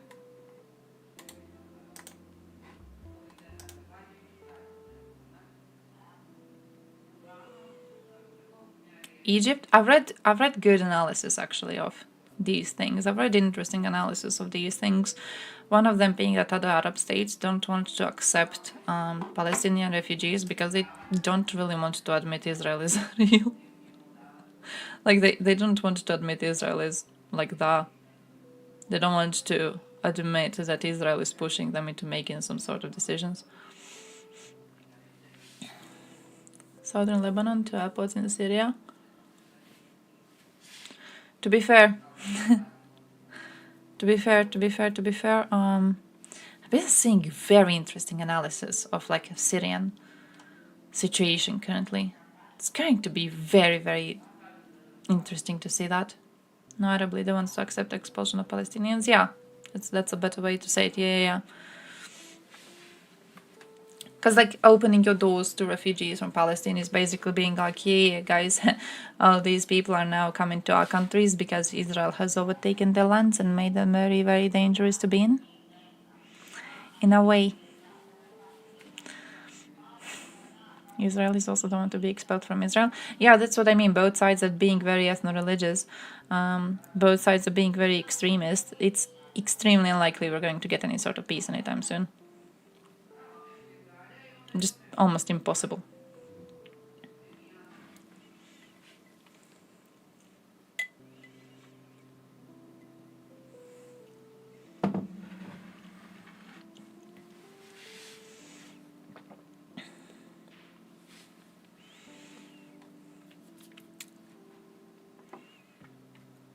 Dude, but like Israel also says they want a two-state solution. It's kind of weird, like Israel also says they accept the two-state solution. Both of them say they would accept it. Both of them wouldn't. Yeah, no one would. Yeah, exactly. Both of them say a lot of fake shit. They don't want it. No one wants a two-state solution. No one agrees with two-state solution. Both of them are eating shit when they say they support the idea of it. No, Palestine doesn't.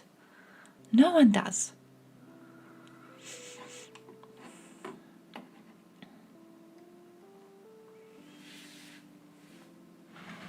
Man, no one fucking wants a two-state solution.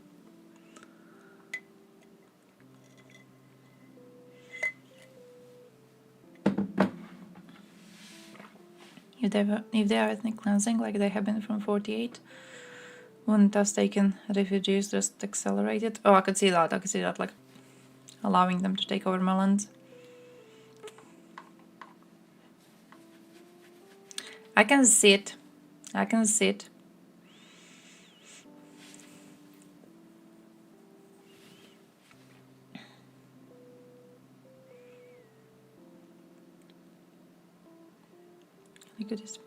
Yeah. I'm not cherry picking, my dude. No one wants a two-state fucking solution. This is a conversation we have had like 3 streams ago, I wanna say. No one wants a two-state solution.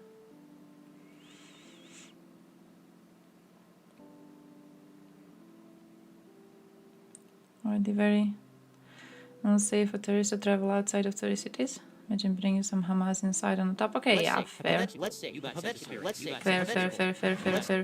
Say, hypothetically, you got sent to Siberia.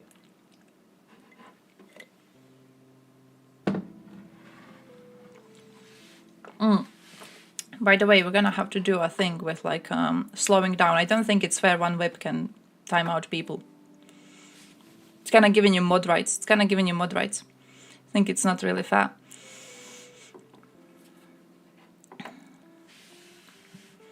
Blinking backs Israel, but says humanitarian pauses must be considered to protect civilians.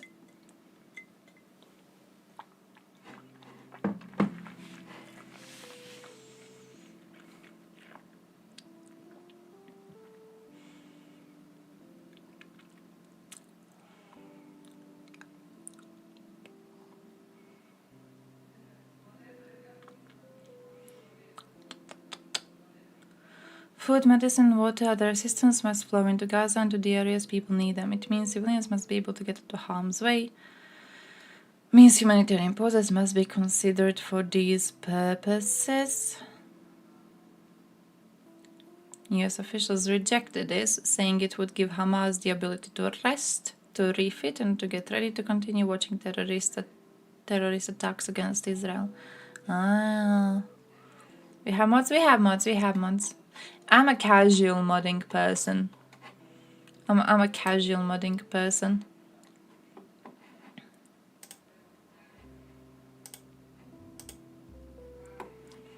I'm one of those like chill modders. I think.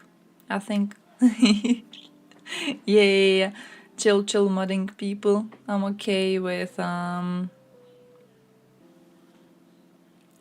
a lot. I want to say presence of retards like me now. No, I am genuinely kind of chill on that. I think it's very dangerous if you have too many mods and if you have too many ways to remove people from chat. I think it's dangerous that you get into a circle jerk. I think it's dangerous you get into a circle jerk. Wait, where were we though? Where were we? My charger got all messed up, by the way. Echo chamber is a word. Echo chamber is a word though, that's a proper one. We become commies. Yeah, I don't want to be a commie. You don't want to be a commie. So that's true.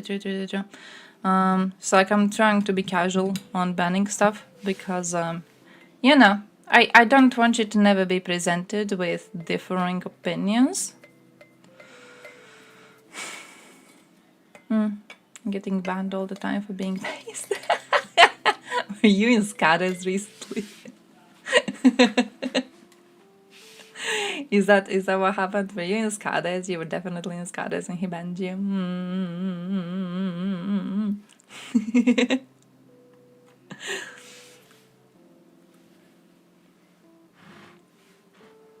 Something we didn't hear thousands of times. Yeah, but like it's a person who hasn't expressed them thousands of times, right? think that's the difference.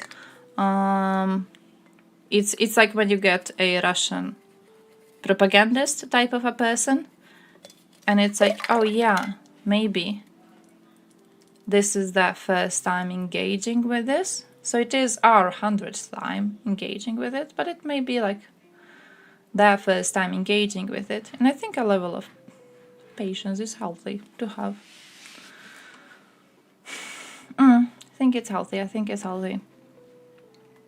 But yeah, with the whole thing with like Palestinian chants and everything, I'm pretty sure that it's very obvious. I'm pretty sure it's very obvious both sides deal with strong demands to keep the entirety of territory for their one state. Like I don't really see why we would be it's a dumbass fucking conversation. There's something very interesting about that though, because I talked to a local about that. I think he's a Bosnian. And he was talking about the Israeli propaganda against Hamas, right? And you know there has been a lot of very, very interesting things, right? So most of the conversation was me being like, bro, okay, Israel does have a lot of propaganda, true. You can judge that propaganda from Israel, true. You don't have to. You don't have to fucking fall for Hamas propaganda instead. Why can't you just be fucking based and be in the middle? Because the way he was doing it, he was like, oh, Israel is spreading lots of lies. Israel is spreading lots of lies, which of course it did. But then he follows it up with being like, oh yeah, Shani Luke is actually alive. Israel actually shot all of the dead civilians that we have seen. There's no evidence Hamas killed them. Yeah, it's like, you understand one side is doing bullshit. Okay, nice, okay. Why are you sucking off the other ones then? Why would you be doing that? Lesser evil? It's a situation that there's really no lesser evil in a way. Both of them have interesting people in their ranks. And very interesting ideas that they like to be rallying behind.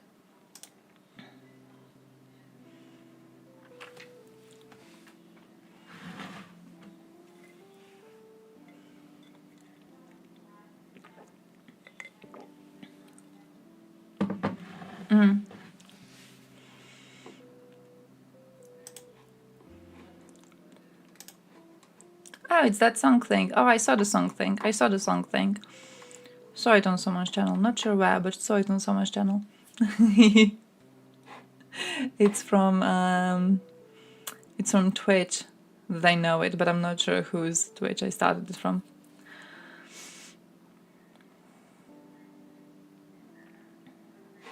Oh. Fields are filled with corpses. They keep bringing new military in. They attack 24/7. Cluster is helping Ukraine. More clusters. Please, more clusters.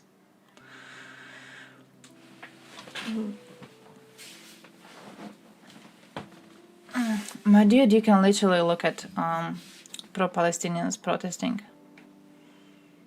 You can literally look at what is the most commonly held view among them. You can literally look at what those people are saying or what they are calling for. You can look at how they reacted to Hamas killing Israeli civilians, which was in big way reacting with going, yeah, fucking based.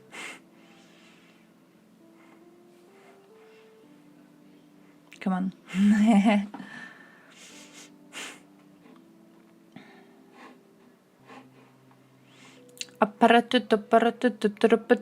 Wait, where was I? What are we supposed to do this? We're supposed to do alcoholism. Guys, we're supposed to do alcoholism and it's 7:33. Did you know that?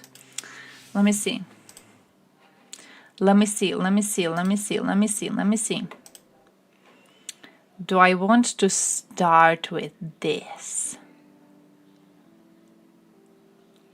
Who is okay with Israel killing innocent civilians, my dude? You say people, who are the people? Who are the people? That's the first problem, who are the people. The second problem is Israel. What they are doing currently is responding to Hamas doing a terrorist attack on Israeli soil. When people make excuses for Israeli actions right now, they talk about Israel's right to defend itself. I know you never denied that. I'm talking to you about the context, right? When you see, yeah, they're killing thousands of people in the process, they are. They are responding to Hamas doing a terrorist attack on Israel. Ukraine never did that on Russia. You cannot compare the two situations. Ukraine never did anything like that. Ukraine never staged an attack on Russia by going in and butchering a bunch of civilians. Never.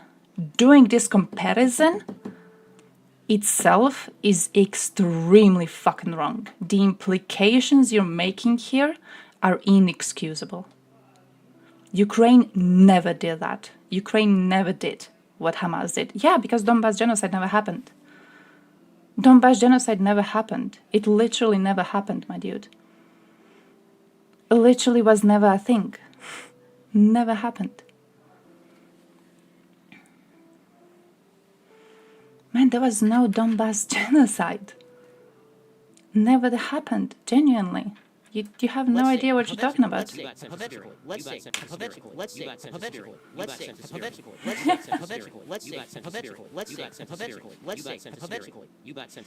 Oh, fair. But yeah, never happened. Never fucking happened. Freddy didn't look at the links. Oh yeah, Freddy, while you're timed out, this is your time to look at the links. There's some cool links for you to check out. But yeah, the whole thing with the supposed genocide, it's a lie. It's literally a lie. It's been debunked several times. It's a lie. Never happened.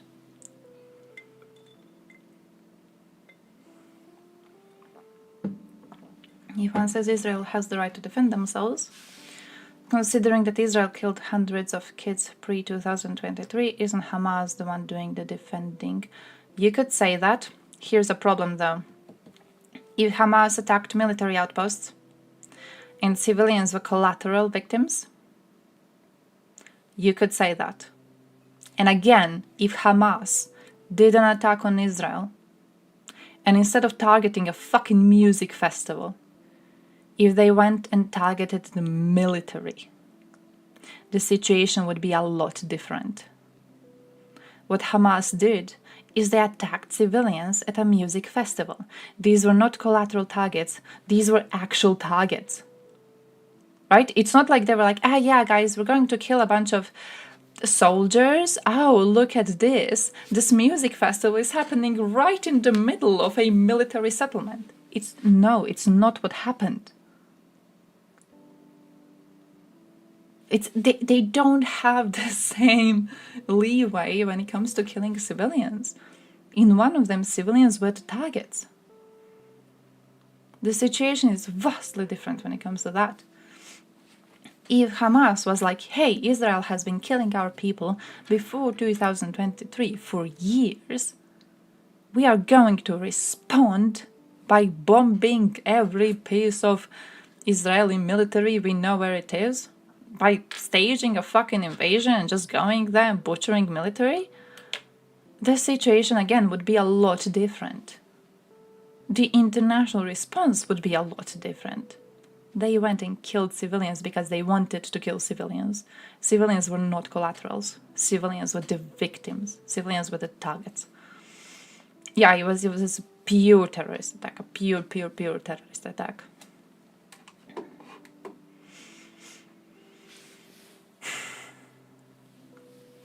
But yeah, wait, what was the German politicians?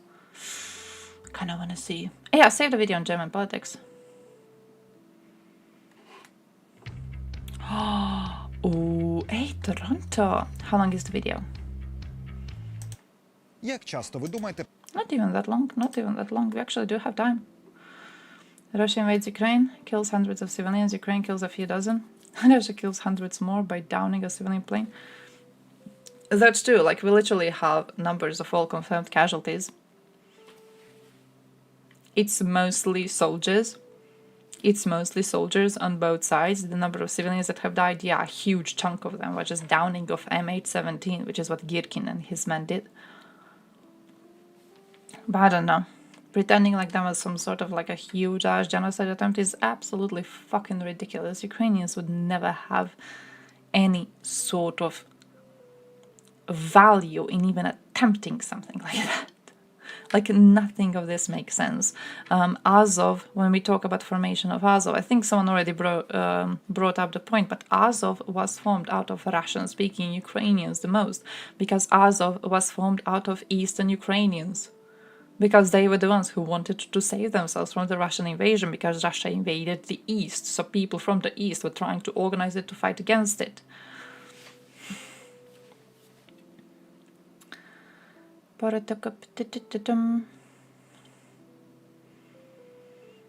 Civilians always die in significant conflicts in Donbass between 2014 and 2022. Russia killed many times more civilians than Ukraine did. They also invaded. I think that there's, with every guilt ascribed, what is important to remember is that Russia started this war because it wanted to start a war. This was not a war for Russia's existence. This was not a war they had to start to keep themselves safe or whatever. This was not a war for which they had any excuse. They started a war because they wanted to be able to control Ukraine. They saw Ukraine was moving away from Russia and they saw it was time for them to attack. Nothing more. Nothing fucking more. Russia had no proper reasons for this. Every single guilt that we mention when talking about this war, in every single conversation about guilt must be given to Russia, because Russia is the one who started the fucking useless war for no goddamn proper reason.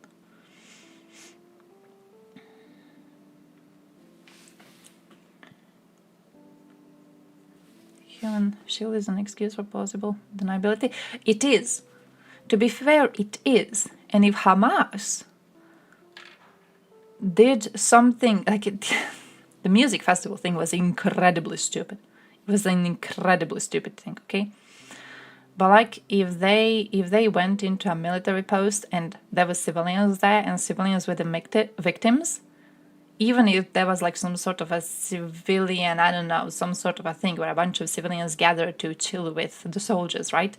Even if that was the thing, still they could have the plausible deniability of, hey, we wanted to target the military outpost, but coincidentally there was a bunch of civilians there, so a bunch of civilians were victims to this attack. But we didn't mean to. We didn't mean to, okay? We didn't want to. It just so happened. It would have been a whole different situation. But no, they targeted a fucking music festival. No plausible deniability there. Civilians were the targets. But if I have to go for a second, I drank a lot of water. When civilians die, this shit happens, that's war kind of deal. Maybe I'm naive. I think there's depends. It would be naive if you think there's a way to avoid civilian casualties. Even if you do everything correct, there's still a way. There's still a lot of chance that you're going to cause civilian casualties, right? Like think about Ukraine bombing the bridge, which was absolutely based, and the bridge deserved to get bombed, right? But still, when they were attacking the bridge, there were civilians there who just happened to be driving towards the other side, and 2 civilians have died in the attack, right? You can't possibly avoid something like this happening. It's going to happen in every single war. Something like that is going to happen. This is a lot different than going into an area where there are civilians and just butchering a bunch of civilians. Some amount of civilian casualties will happen regardless. What is important is ensuring that you are trying to lessen this amount as much as possible, that you're trying to keep as many civilians safe as possible. You're trying to not attack areas where civilians are. Of course, casualties will still happen, though. I think it's unrealistic to expect none of them to be happening. By the way, I'm going to run really quickly, so I'm actually not gonna play this video. This is a long video. I'm gonna start with this one, and I'll be running back. Let me just play this. Let me play this. Про департамент оперативної інформації 5-ї служби ФСБ. Ми останні 3 місяці постійно. Бо всі ці місяці наша команда готувала серію розслідувань про діяльність однієї зі служб ФСБ, яка несе пряму відповідальність за повномасштабне вторгнення Росії. Бо саме ці ФСБшники безпосередньо займались та займаються Україною. Хоча офіційно ця служба займається взаємодією з розвідками і спецслужбами інших країн та співпрацює у питаннях боротьби з тероризмом, всередині 5-ї служби існує департамент оперативної інформації, скорочено ДОІ. Це фактично своя зовнішня розвідка всередині ФСБ.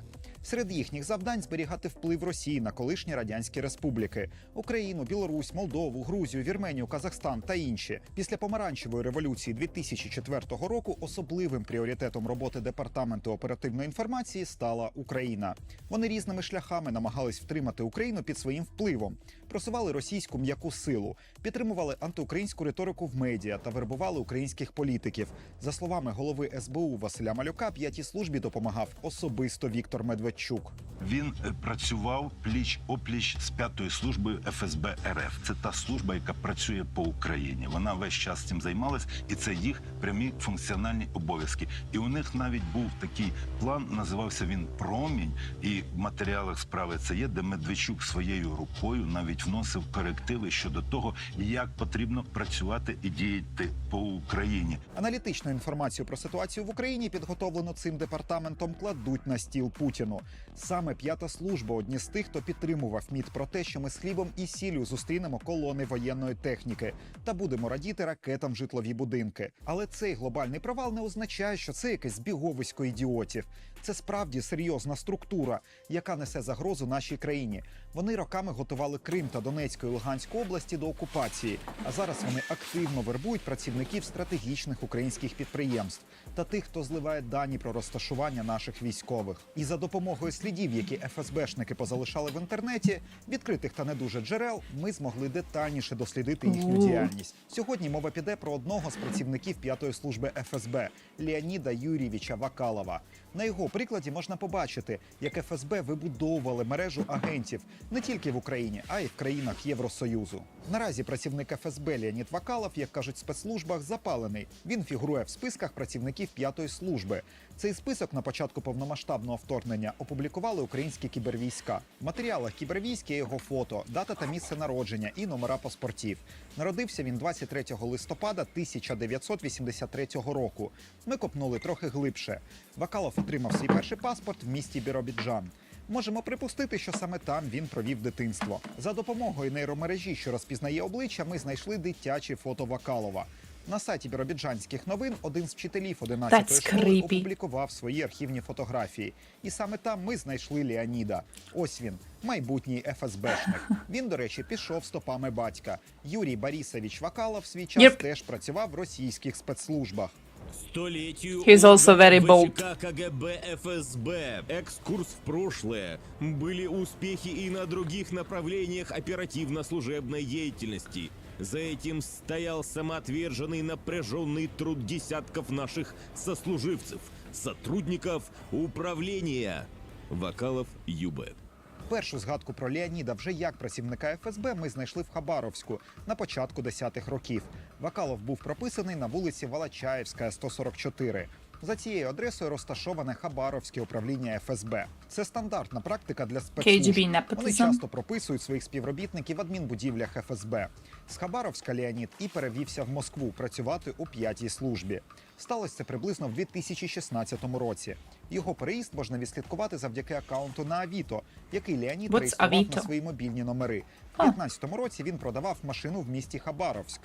Hyundai Solaris. Дилерский. Куплен в автосалоне «Чемпион» 30.05.2011 года. Второй хозяин. Хабаровск. By the way, sorry, I just got a thought. I have to tell you about this because it's gonna stay in this brain. There's an application online, AI thing, You pay for it, and it gives you a list of businesses you could be starting in your country that don't exist in your country. And basically, I didn't want to pay for it.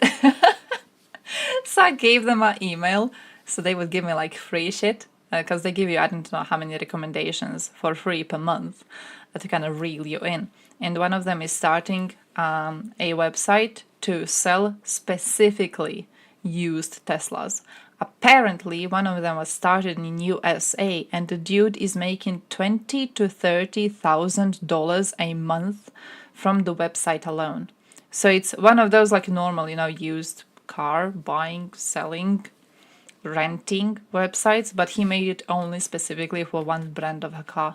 So yeah, if some of you are looking for a business to start, test it out. Потім в 16-му році залишив оголошення про здачу в оренду квартири і почав публікувати оголошення вже з Москви. Леонид. Продам резину Michelin Pilot Суперспорт. Москва. Леонид. Пиджак фирмы Хендерсон, 1500 рублей. Пиджак в хорошем состоянии, носил 1 сезон. Продаю в связи с тем, что он стал большой. Москва. Згідно з даними російського податкового реєстру, офіційно Леонід працевлаштувався в 5-ту службу ФСБ. Не дивлячись на всю знайдену нами інформацію, в мережі ФСБшник Леонід насправді поводиться обережно. На один з його мобільних номерів зареєстрована закрита сторінка в Однокласниках під ім'ям Леонід Ві. А у його друзів ми познаходили лише кілька старих фотографій. Це Леонід ще в Хабаровську, грає у хокей. А на цих світлинах вже в Москві фотографуються на тлі будівель в Москва-Сіті зі своїм другом з Біробіджану Нікітою Гайдаровичем. Справді, все це було невеличкою осінт-розминкою. Більший інтерес викликали ось ці світлини. Це фотографії з форуму «Соціально-економічні основи міжнародних отношень», який у 2017 році проходив в Москві. Купа спікерів, а на столах багато прапорців. Навіть прапор України є. Якщо не побачили ФСБшника Леоніда, то ось він тихенько сидить позаду спікерів і щось дуже уважно слухає.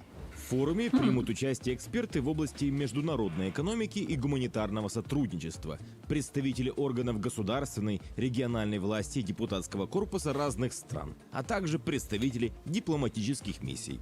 Працівників 5-ї служби ФСБ в списку гостей чомусь не вказали. Логічне питання – чим таким займався кадровий співробітник ФСБ на форумі «Соціально-економічні основи міжнародних отношень»? Цей захід організував такий собі фонд розвитку сучасної дипломатії. Цей типу російський фонд фокусується на роботі за кордоном. В Україні, Вірменії, Латинській Америці, ОЕ, Індії, Африці та країнах Європи. Представники організації катаються по всьому світу, організовують так звані дипломатичні клуби і наводять горизонтальні контакти з іноземним бізнесом та політиками, щоб в подальшому просувати російські інтереси. Які саме до повномасштабного вторгнення фонд публічно приділяв чималу увагу скасуванню антиросійських санкцій. Very similar to how they have condemned Russian invasion onto Ukraine. Most UN member states support Ukrainian territorial integrity, right? What did UN do to protect Ukraine territorial integrity? Nothing. What will UN do to protect Palestinians? Nothing. UN is a worthless organization. There's nothing to them. They will do nothing. They're going to be like, oh, how dare you do this, Israel? They're going to write a few more letters. If Israel does something really, really, really bad, they may even make a Twitter post about it. That's going to be about it. Yeah, so useless. In their words, you read their words and you're like, yeah, based. And I mean, that is a based statement, right? No party to an armed conflict is above international humanitarian law. Based. They made a post like that recently on Twitter. And Israel responded by bitching about it, which was kind of a fun little interaction, right? But I wish their actions were like 10% as strong as their words were. We might have actually been, participating in a better world if their actions were anything useful. But no, they're going to write few statements like this and, they're going to be looking from the outside. Maybe, if we are really, really lucky, maybe they get into one of those fancy cars that their representatives like having sex in.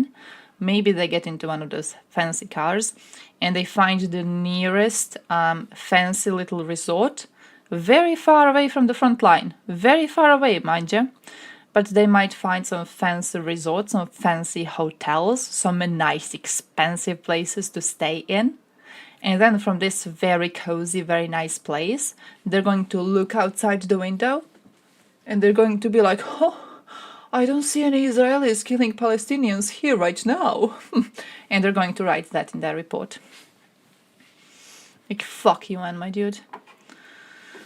This problem would have ended 60 years ago. Yeah, they're absolutely useless. Like the fact they acknowledge Israel is breaking international humanitarian law. That's how I know you got involved in this situation now. I know you got involved in this conversation now. Because in a week, they're going to acknowledge it again. And then you're going to be like, okay, what you going to do about it? And then a week later, they're going to acknowledge it again. And then a month later, they're going to acknowledge it again. And then a few months again, they're going to acknowledge it again. They will never do a single thing. Palestinians will keep on dying and they will keep on being victims to Israeli airstrikes and nothing will happen and no one will help because UN will not do a thing. Absolutely useless. I mean, if you feel great, despite the fact Palestinians are dying, I feel that's already a weird little outlook. You're okay with verbal... What? You're okay with what? You're okay with verbal confirmation that a war crime is going on? You don't demand action? You're okay with you and being like, yeah, Israel is doing horrible things, and then that's it? Fair, I mean, I guess your standards are really, really, really low. Санкції. Милош Ивкович. Санкции Милош. против РФ нарушают международное Навальный публичное team. право. Карен Тер Аганов. yeah. Бизнес-сообщество Навальный too would have been like, способно yeah, this is вывести enough. США, Россию и ЕС из затяжного It's not gaslighting. санкционного That's кризиса. what you've said. Амрам Петросян. Фейковые санкции США. Новый удар по развалу системы международных отношений. Український прапорець на їхніх заходах стоїть не просто так. Річ у тім, що президент цього фонду – український громадянин Амрам Петросян. І він працює на Кремль близько 10 років. За цей час він зробив неймовірний кар'єрний стрибок. 13 років тому Петросян був генералом Осавулом та курінним атаманом ряжених казачков. І отримав від ряженого верховного отамана України Дмитра Сагайдака догану. Генералу Петросяну мною оголошується догана. А це Амрам Петросян зараз. Він став шанованим в російських і деяких західних уплавлених колах плейбоєм, який живе лакшері життя в Європі вже після повномасштабного вторгнення. Їздить в Канни, літає на прайвет-джетах та зустрічається з європейськими бізнесменами. А на початку 10-х Амрам Петросян жив в Хмельницькому і вів активну публічну діяльність. Був головою Інтернаціональної партії та партії пенсіонерів України. І ходив в 2011 році у вишиванці. Глава партии пенсионеров Украины Амрам Петросян возглавил парад вышиванок в Украине. Але під час Майдану він зняв з себе вишиванку і почав ходити на антимайдан. Прямі докази роботи Петросяна на Кремль знайшлися в 2020 році, коли Україна... Fun fact, by the way. I don't know if you're gonna say it as a fun fact, but fact. Not only did Russians also have anti-Maidan protests, Russians had more successful anti-Maidan protests than they had anti-Putin protests.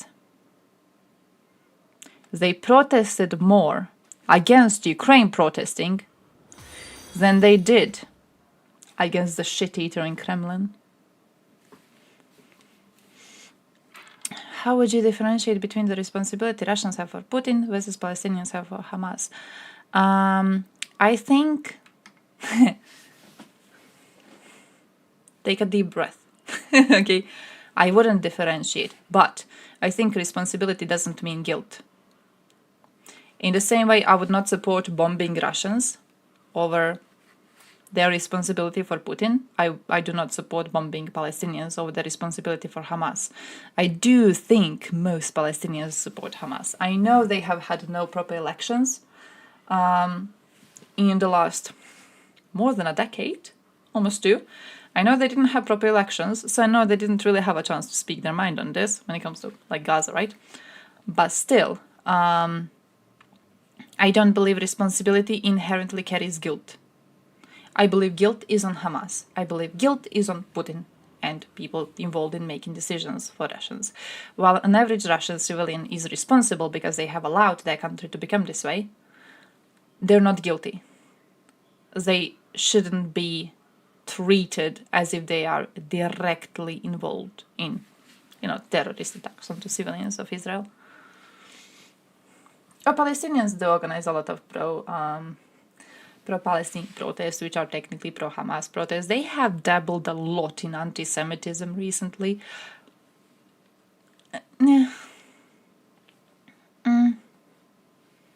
So have you not seen Palestinians protesting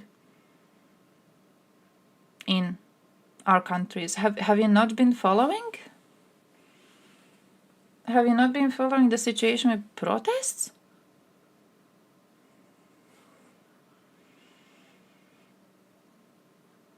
You haven't? That's an interesting situation. Like, you can literally go and find Palestinians protesting.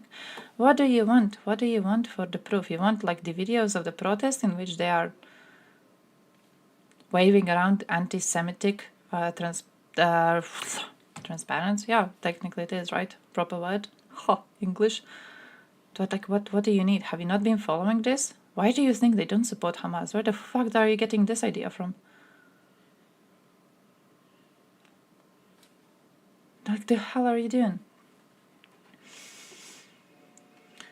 Hamas was elected, I believe it was 2005, but there were no proper elections after that. There were no proper elections after that at all. So, technically, like, very similar to Russian situation, in which, Russians technically didn't elect Putin into power. But I still think both of them are responsible for allowing their countries to be represented by these people.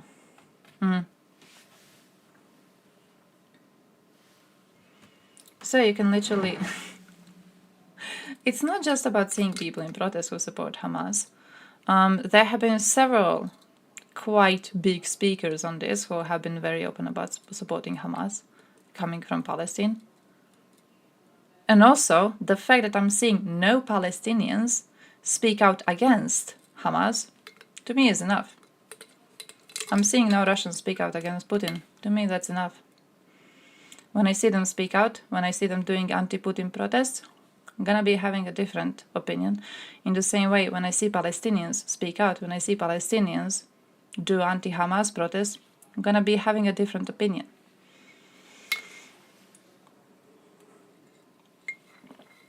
Ghouls, where is the protests? Where's the protest, my dude? Where's the protest? Where's something? Where's the nation getting rid of them? I'll be waiting.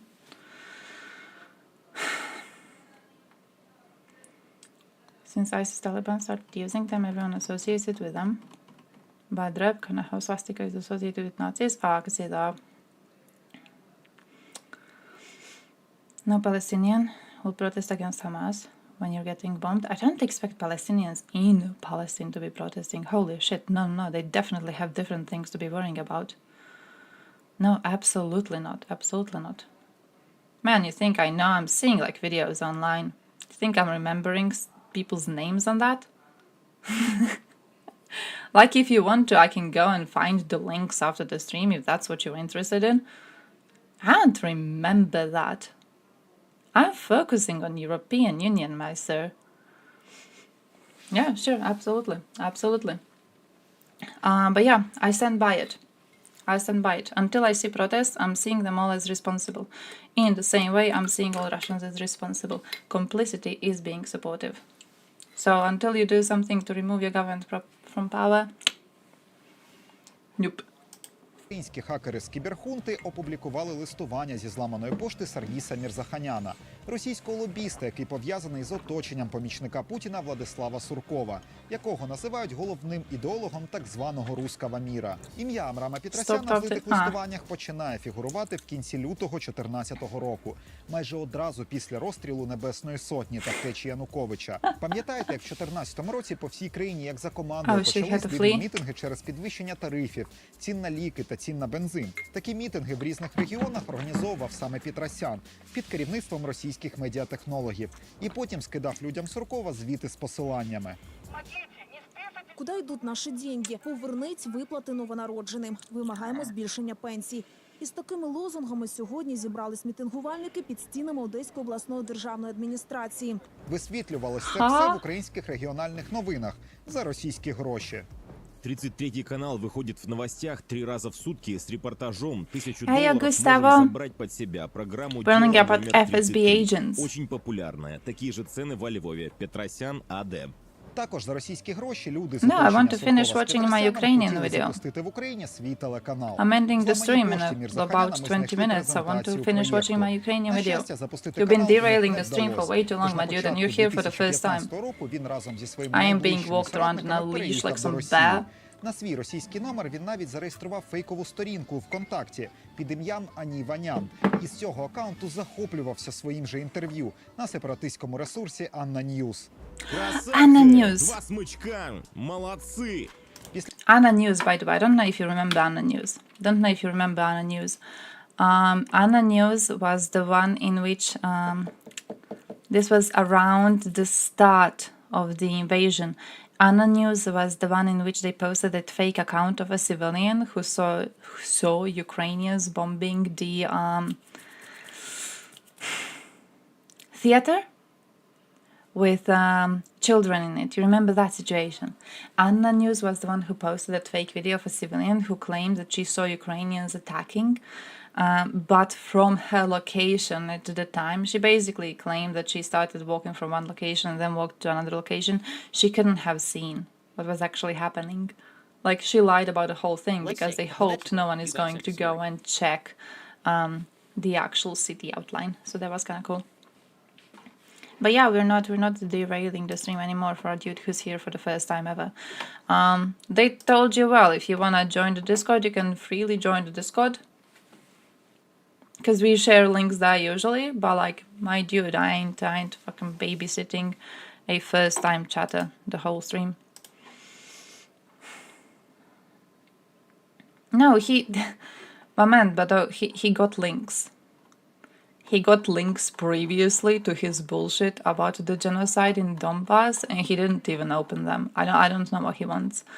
Like, this time we're gonna give him links. We're gonna spend like 20 minutes giving him links. This is Slavic Slav situation. Do you guys remember Slavic Slav situation? Do you guys remember the first time he got banned? You know why he got banned? He got banned because he said that Reuters never once warned about the danger of Russian invasion before the invasion actually happened. He said Reuters always pretended like Russia wasn't dangerous. Took us 25 minutes. So I went to Reuters. I went to scroll to their posts by when they were made. I was scrolling and scrolling, and this was like a month into the invasion, maybe even more.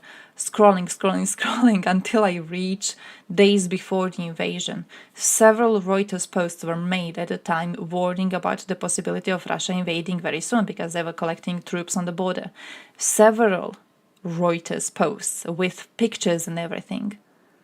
And I showed this to Slav, and I'm like, hey, Slav, look, here's evidence of my claim. And Slav just keeps on repeating the same lie anyways.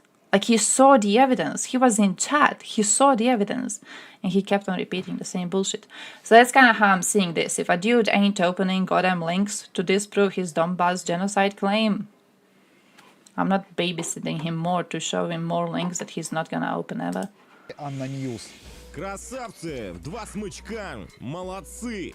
Після приїзду в Москву Петросян став президентом російської організації, теж з пафосною назвою «Фонд розвиття современної дипломатії», на заході якого ми побачили кадрового співробітника 5-ї служби ФСБ Леоніда Вакалова. Так, ми щось від нього відволіклись. Цей ФСБшник не просто зайшов на форум до Амрама Петросяна. ФСБшник Вакалов тісно пов'язаний з ним та фондом розвиття современної дипломатії. На довірену особу Амрама Петросяна оформлена юридична компанія «Сфера». Амрам Петросян має безпосередній стосунок до цієї фірми, бо його номер вказаний прямо на сайті компанії. В податковому реєстрі ми продивили співробітників «Сфери». З цієї компанії зарплатню отримували люди Амрама Петросяна. Наприклад, в «Сфері» оформлений його помічник. Ось він на фото. Та юрист, який виступає на заходах фонду. Ну і ще, в компанії «Сфера» Амрама Петросяна працює кадровий співробітник ФСБ Леонід Вакалов. В податковому реєстрі вказано, що Леонід Вакалов оформлений в компанії на позиції менеджера. Також у графі «Контактний номер» він вказав не свій телефон, а номер ще одного ФСБшника Анатолія Хавріча. Він теж офіційний співробітник 5-ї служби ФСБ. Ба більше, цей Хавріч замовляє собі їжу в сервісі Яндекс.Їда прямо в ФСБ. Адрес Москва, Варшава. Why is this how? Do you guys remember who was doing investigations? Bellingcat? Right? And then Bellingcat was able to... they say that a lot of information they are able to gather was because you can just buy information of Russians around. This reminds me of that. Like, how do you get some Yandex goddamn things? How do you know when they ordered something on that shit? Holy fuck. Do you just fucking go and buy all of the shit? 5 Palestinians, ages 1 to 3, with curly red hair, saying they support Hamas. No, but I'm ironically, like, I'm definitely sure I've seen at least 3 different videos of them doing live news coverage with Western journalists in which they have stated their support for Hamas. Like, am I imagining this? Because I'm pretty sure I didn't. Not to mention the like other videos of just civilians randomly supporting them, but I don't really think, like, what was that big Twitter person? She had a very, very viral video where she told one professor that she supports Hamas agenda of removing Jews from this land. Literally, he asks her, like, hey, do you agree with this take? Do you agree with this extremist take that Jews like me should be removed from this land? And he asks her this, I think, like 3 to 4 times, and then she goes, yes. But not even if you don't want to focus on like random ass people talking about it, even if you don't want to focus on random ass Palestinians, I'm definitely sure I have seen several examples of people just outright supporting them. I don't know if you've ever seen anyone condemning them in the first place. Yandex reverse image search. Yeah, I'm trying to use it less because it's Yandex, but also Google reverse image search is kind of shit.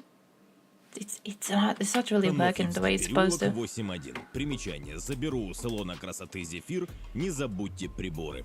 На Варсонофівському переулку в Москві знаходиться комплекс будівель ФСБ, де працюють співробітники 5-ї служби. Ну і ще, співробітник ФСБ Анатолій Хавріч чомусь активно цікавиться Запоріжжям.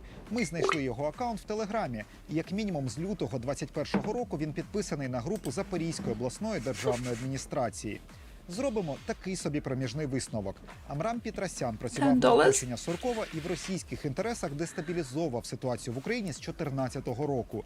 Згодом переїхав в Росію і створив свій фонд, на заходи якого ходить кадровий співробітник 5-ї служби ФСБ Леонід Вакалов, юридично оформлений в одній з компаній Петросяна, де вказав як свій контакт свого колегу, іншого працівника ФСБ Анатолія Хавріча. Є тільки 2 варіанти. Або Петросян працює на ФСБ, або ФСБ працює на Петросяна. Ми провели брейншторм і через 8 годин суперечок відкинули версію, що ФСБ працює на Петросяна.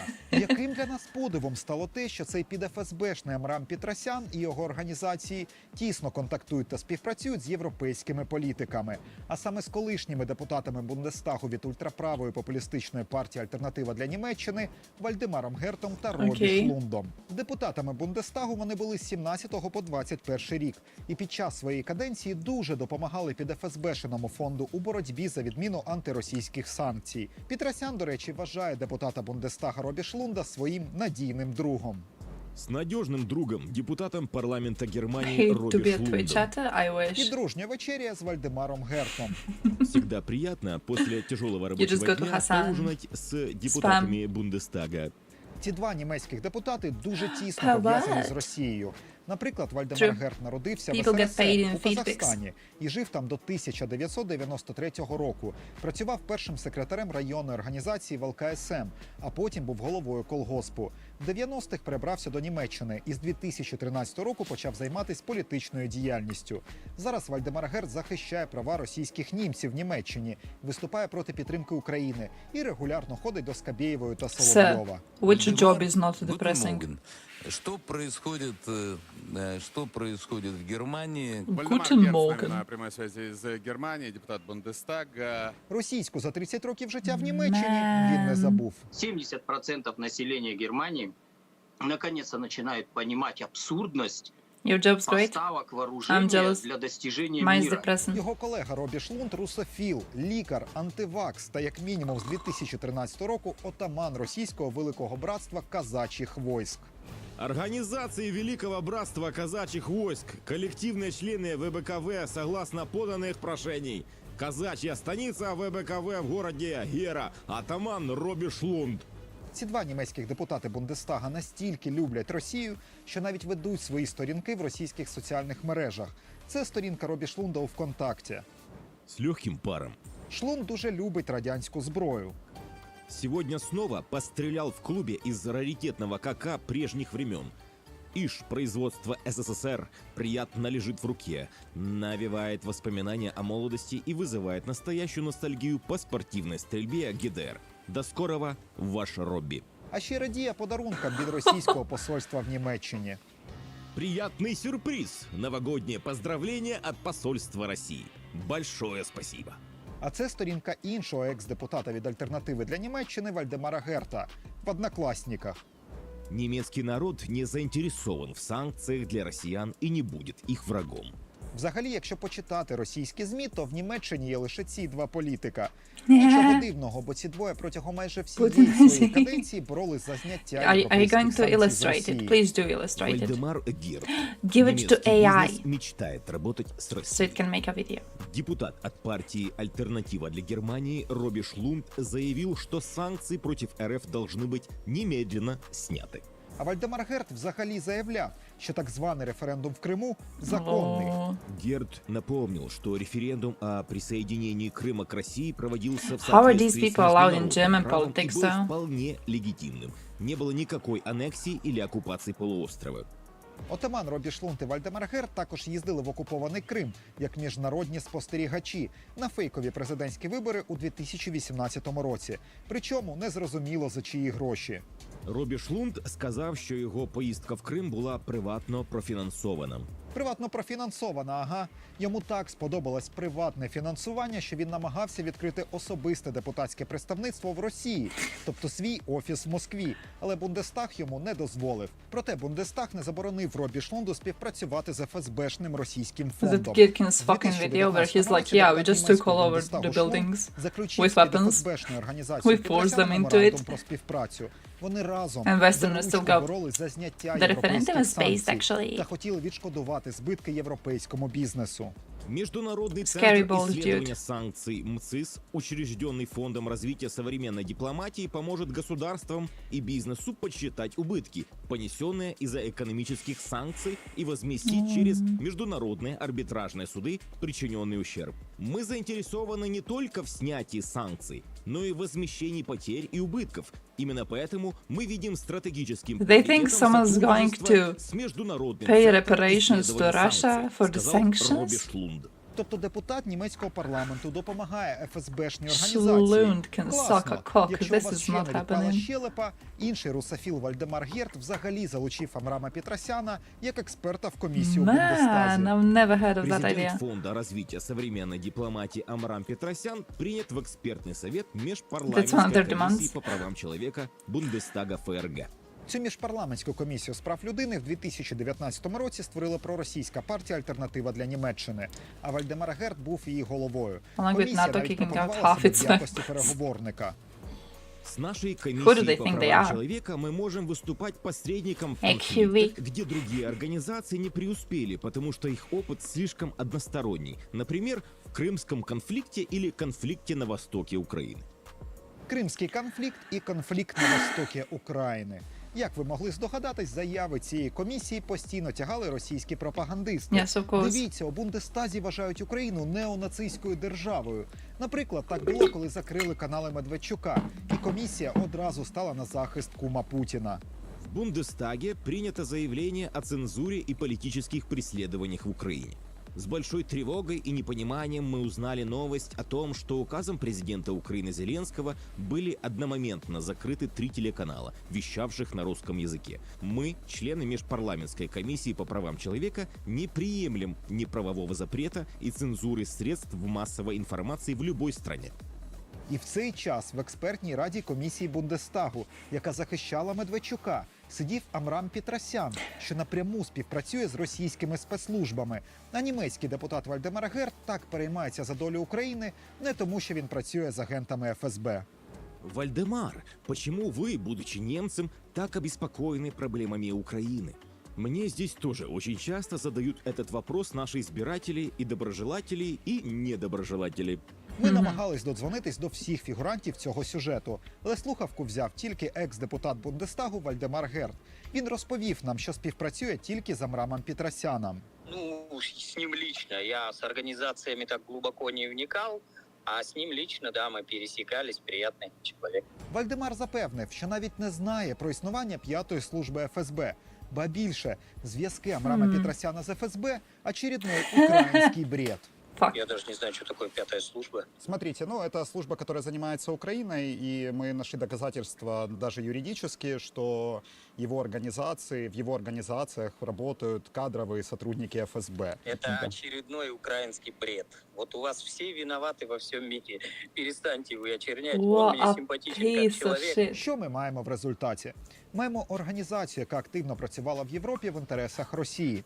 І ми довели, що вона пов'язана з кадровим співробітником 5-ї служби ФСБ Леонідом Вакаловим. А ще маємо 2 німецьких депутатів, які їздили в окупований Крим, ходили до пропагандиста Соловйова та сприяли роботі цій підФСБшній організації в Європі і допомагали скасовувати антиросійські санкції. І ми, на жаль, не можемо залізти в голову екс-депутатам Бундестага Вальдемару Герту та Робі Шумову. Щоб зрозуміти, чи працювали вони з служби ФСБ свідомо, чи їх просто використовували як корисних ідіотів. Man literally goes, yeah, we go into other countries to destroy them from the inside. And this dude's like, допомагали росіянам та їхнім Ukrainian спецслужбам. nonsense. Це була тільки перша частина нашої серії матеріалів про діяльність 5-ї служби ФСБ. Nice. Наступних Good розслідуваннях video, ми good video. продемонструємо, як ФСБшники до 14-го року Wait, have розкачували they Крим та made? Донбас. І ще в Oh, 2 10-х days ago, I роках guess not. I wanted to ask if they made other videos on this. Because they said this is the first one. Oh, yeah. It's here, it's here, it's here. Man, that was good, that was good, that was good, that was good. Did they put more? I follow. Which one? They have another account, right? That I follow. They have the one where they do, where there's the other dude. The curly one. I know who I'm thinking about, I just don't know where he is, but I'm thinking of the other one, and he does interviews mostly. English only. Hey, I could be on their English only channel. I could be on their English only channel then. I know what it looks like. And it's not this. Could be. Does this one often have subtitles? Like if I go here? How do you automate your whole sales process in less than a minute? With Zapier. Because of Zapier, Guys, it's 8:21, I have to leave. Терміново. Росіяни знають це. They do! They have English! Proper English? Ніколая Єжова. Oh, it's Russian too, English.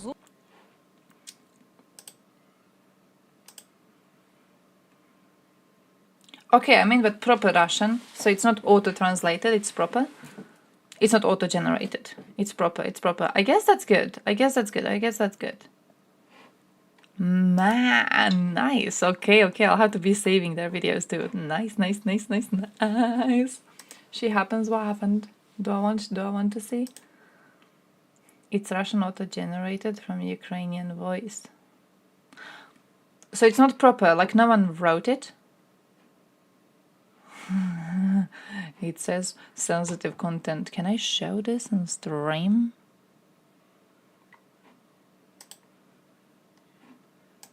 I don't know if I can. I'm not sure if I can. But what do I tell you? What do I tell you? Sucks to be invading another country. Sucks to be an invader. Sucks to be attempting a genocide. Like if I was thinking you speak Albanian when you speak Croatian, personally offended. I understand it. I'm just personally offended. But yeah, I know what you mean. It's a part of imperialism, isn't it? And the way that people hear a language that kind of sounds Slavic in nature and they immediately assume it's Russian because Russia has taken over so much of what we culturally see as Slavic. I've seen it actually on Twitter. That's why I'm doing the thing recently where if I see Cyrillics, I make a point to ask if it's Ukrainian first. Like if I don't know which language it is, I'm always going to suggest Ukrainian, just because yes, we need to move away from the Russia-centrism that we've had on these issues for such a long fucking time.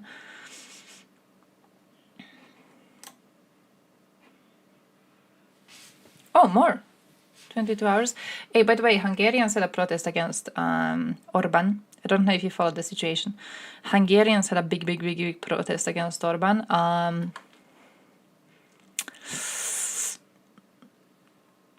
I'm not too hopeful.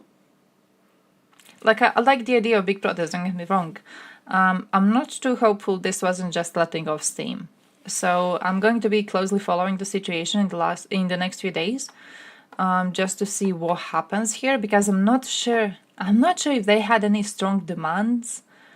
I'm not sure if they're like trying to actually reach a goal, or if they're just out to show the fact that they're unhappy with what the government is currently doing. You know, I'm hopeful, but I'm trying not to be too positive on this.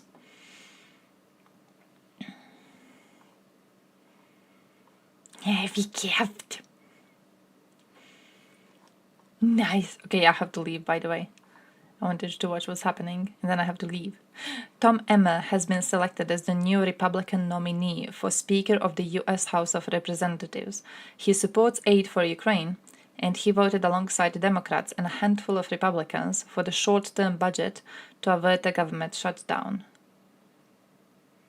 Republicans choosing someone based?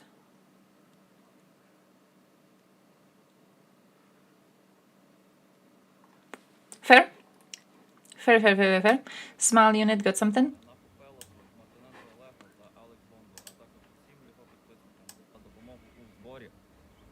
Ми зібрали трохи більше, ніж планували, придбали наразі Mavic 3 та Mavic 3T. І ще очікуємо на наші виносні антени. Hey, I always forget what Cyrillics has and what it doesn't have. I always forget which one it is, because Serb Cyrillic is also different. Hey, I saw someone link this in chat, by the way. Serb Cyrillic is also different from these Cyrillics. So it's like, it's way too many Cyrillics, and I never remember which one is which. I'm hoping that I'm kind of getting used to Ukrainian one, because I'm learning Ukrainian on Duolingo. So I'm hoping that at least like in writing, I'll be able to differentiate, because I'll get used to certain words being written in a certain way, right? Majority of Republicans support Ukraine. Fucking based. I hope with all of my heart that is true, and that we are going to be getting a lot more support regardless of how the situation in USA continues. Yeah, guys, so thank you for joining. I loved learning about FSB. We'll be doing a stream tomorrow, same time as today, hopefully on alcoholism. I'm planning to do alcoholism in Europe, okay, guys? I'm still planning to do alcoholism in European Union. If we don't get to do it this week, we'll have to do it next week, but I want to do Halloween next week. If we don't get to do it this week, we'll have to do it the week after Halloween, so But yeah, I'll be running right now. I have to escape really, really quickly. Go Bully Thompson. Go Bully Thompson. Putin tipped to me Russian money. Disgusting. Disgusting. Now I have to burn my entire account. I'm going to quickly give it to drones. I'm going to give that cash money directly to drones being sent on the front lines. Thank you, Putin. And yeah, leaving, escaping, running away. Have a good day. Eat something healthy. Get some vegetables. Okay, stay strong, stay healthy, stay good. Love you very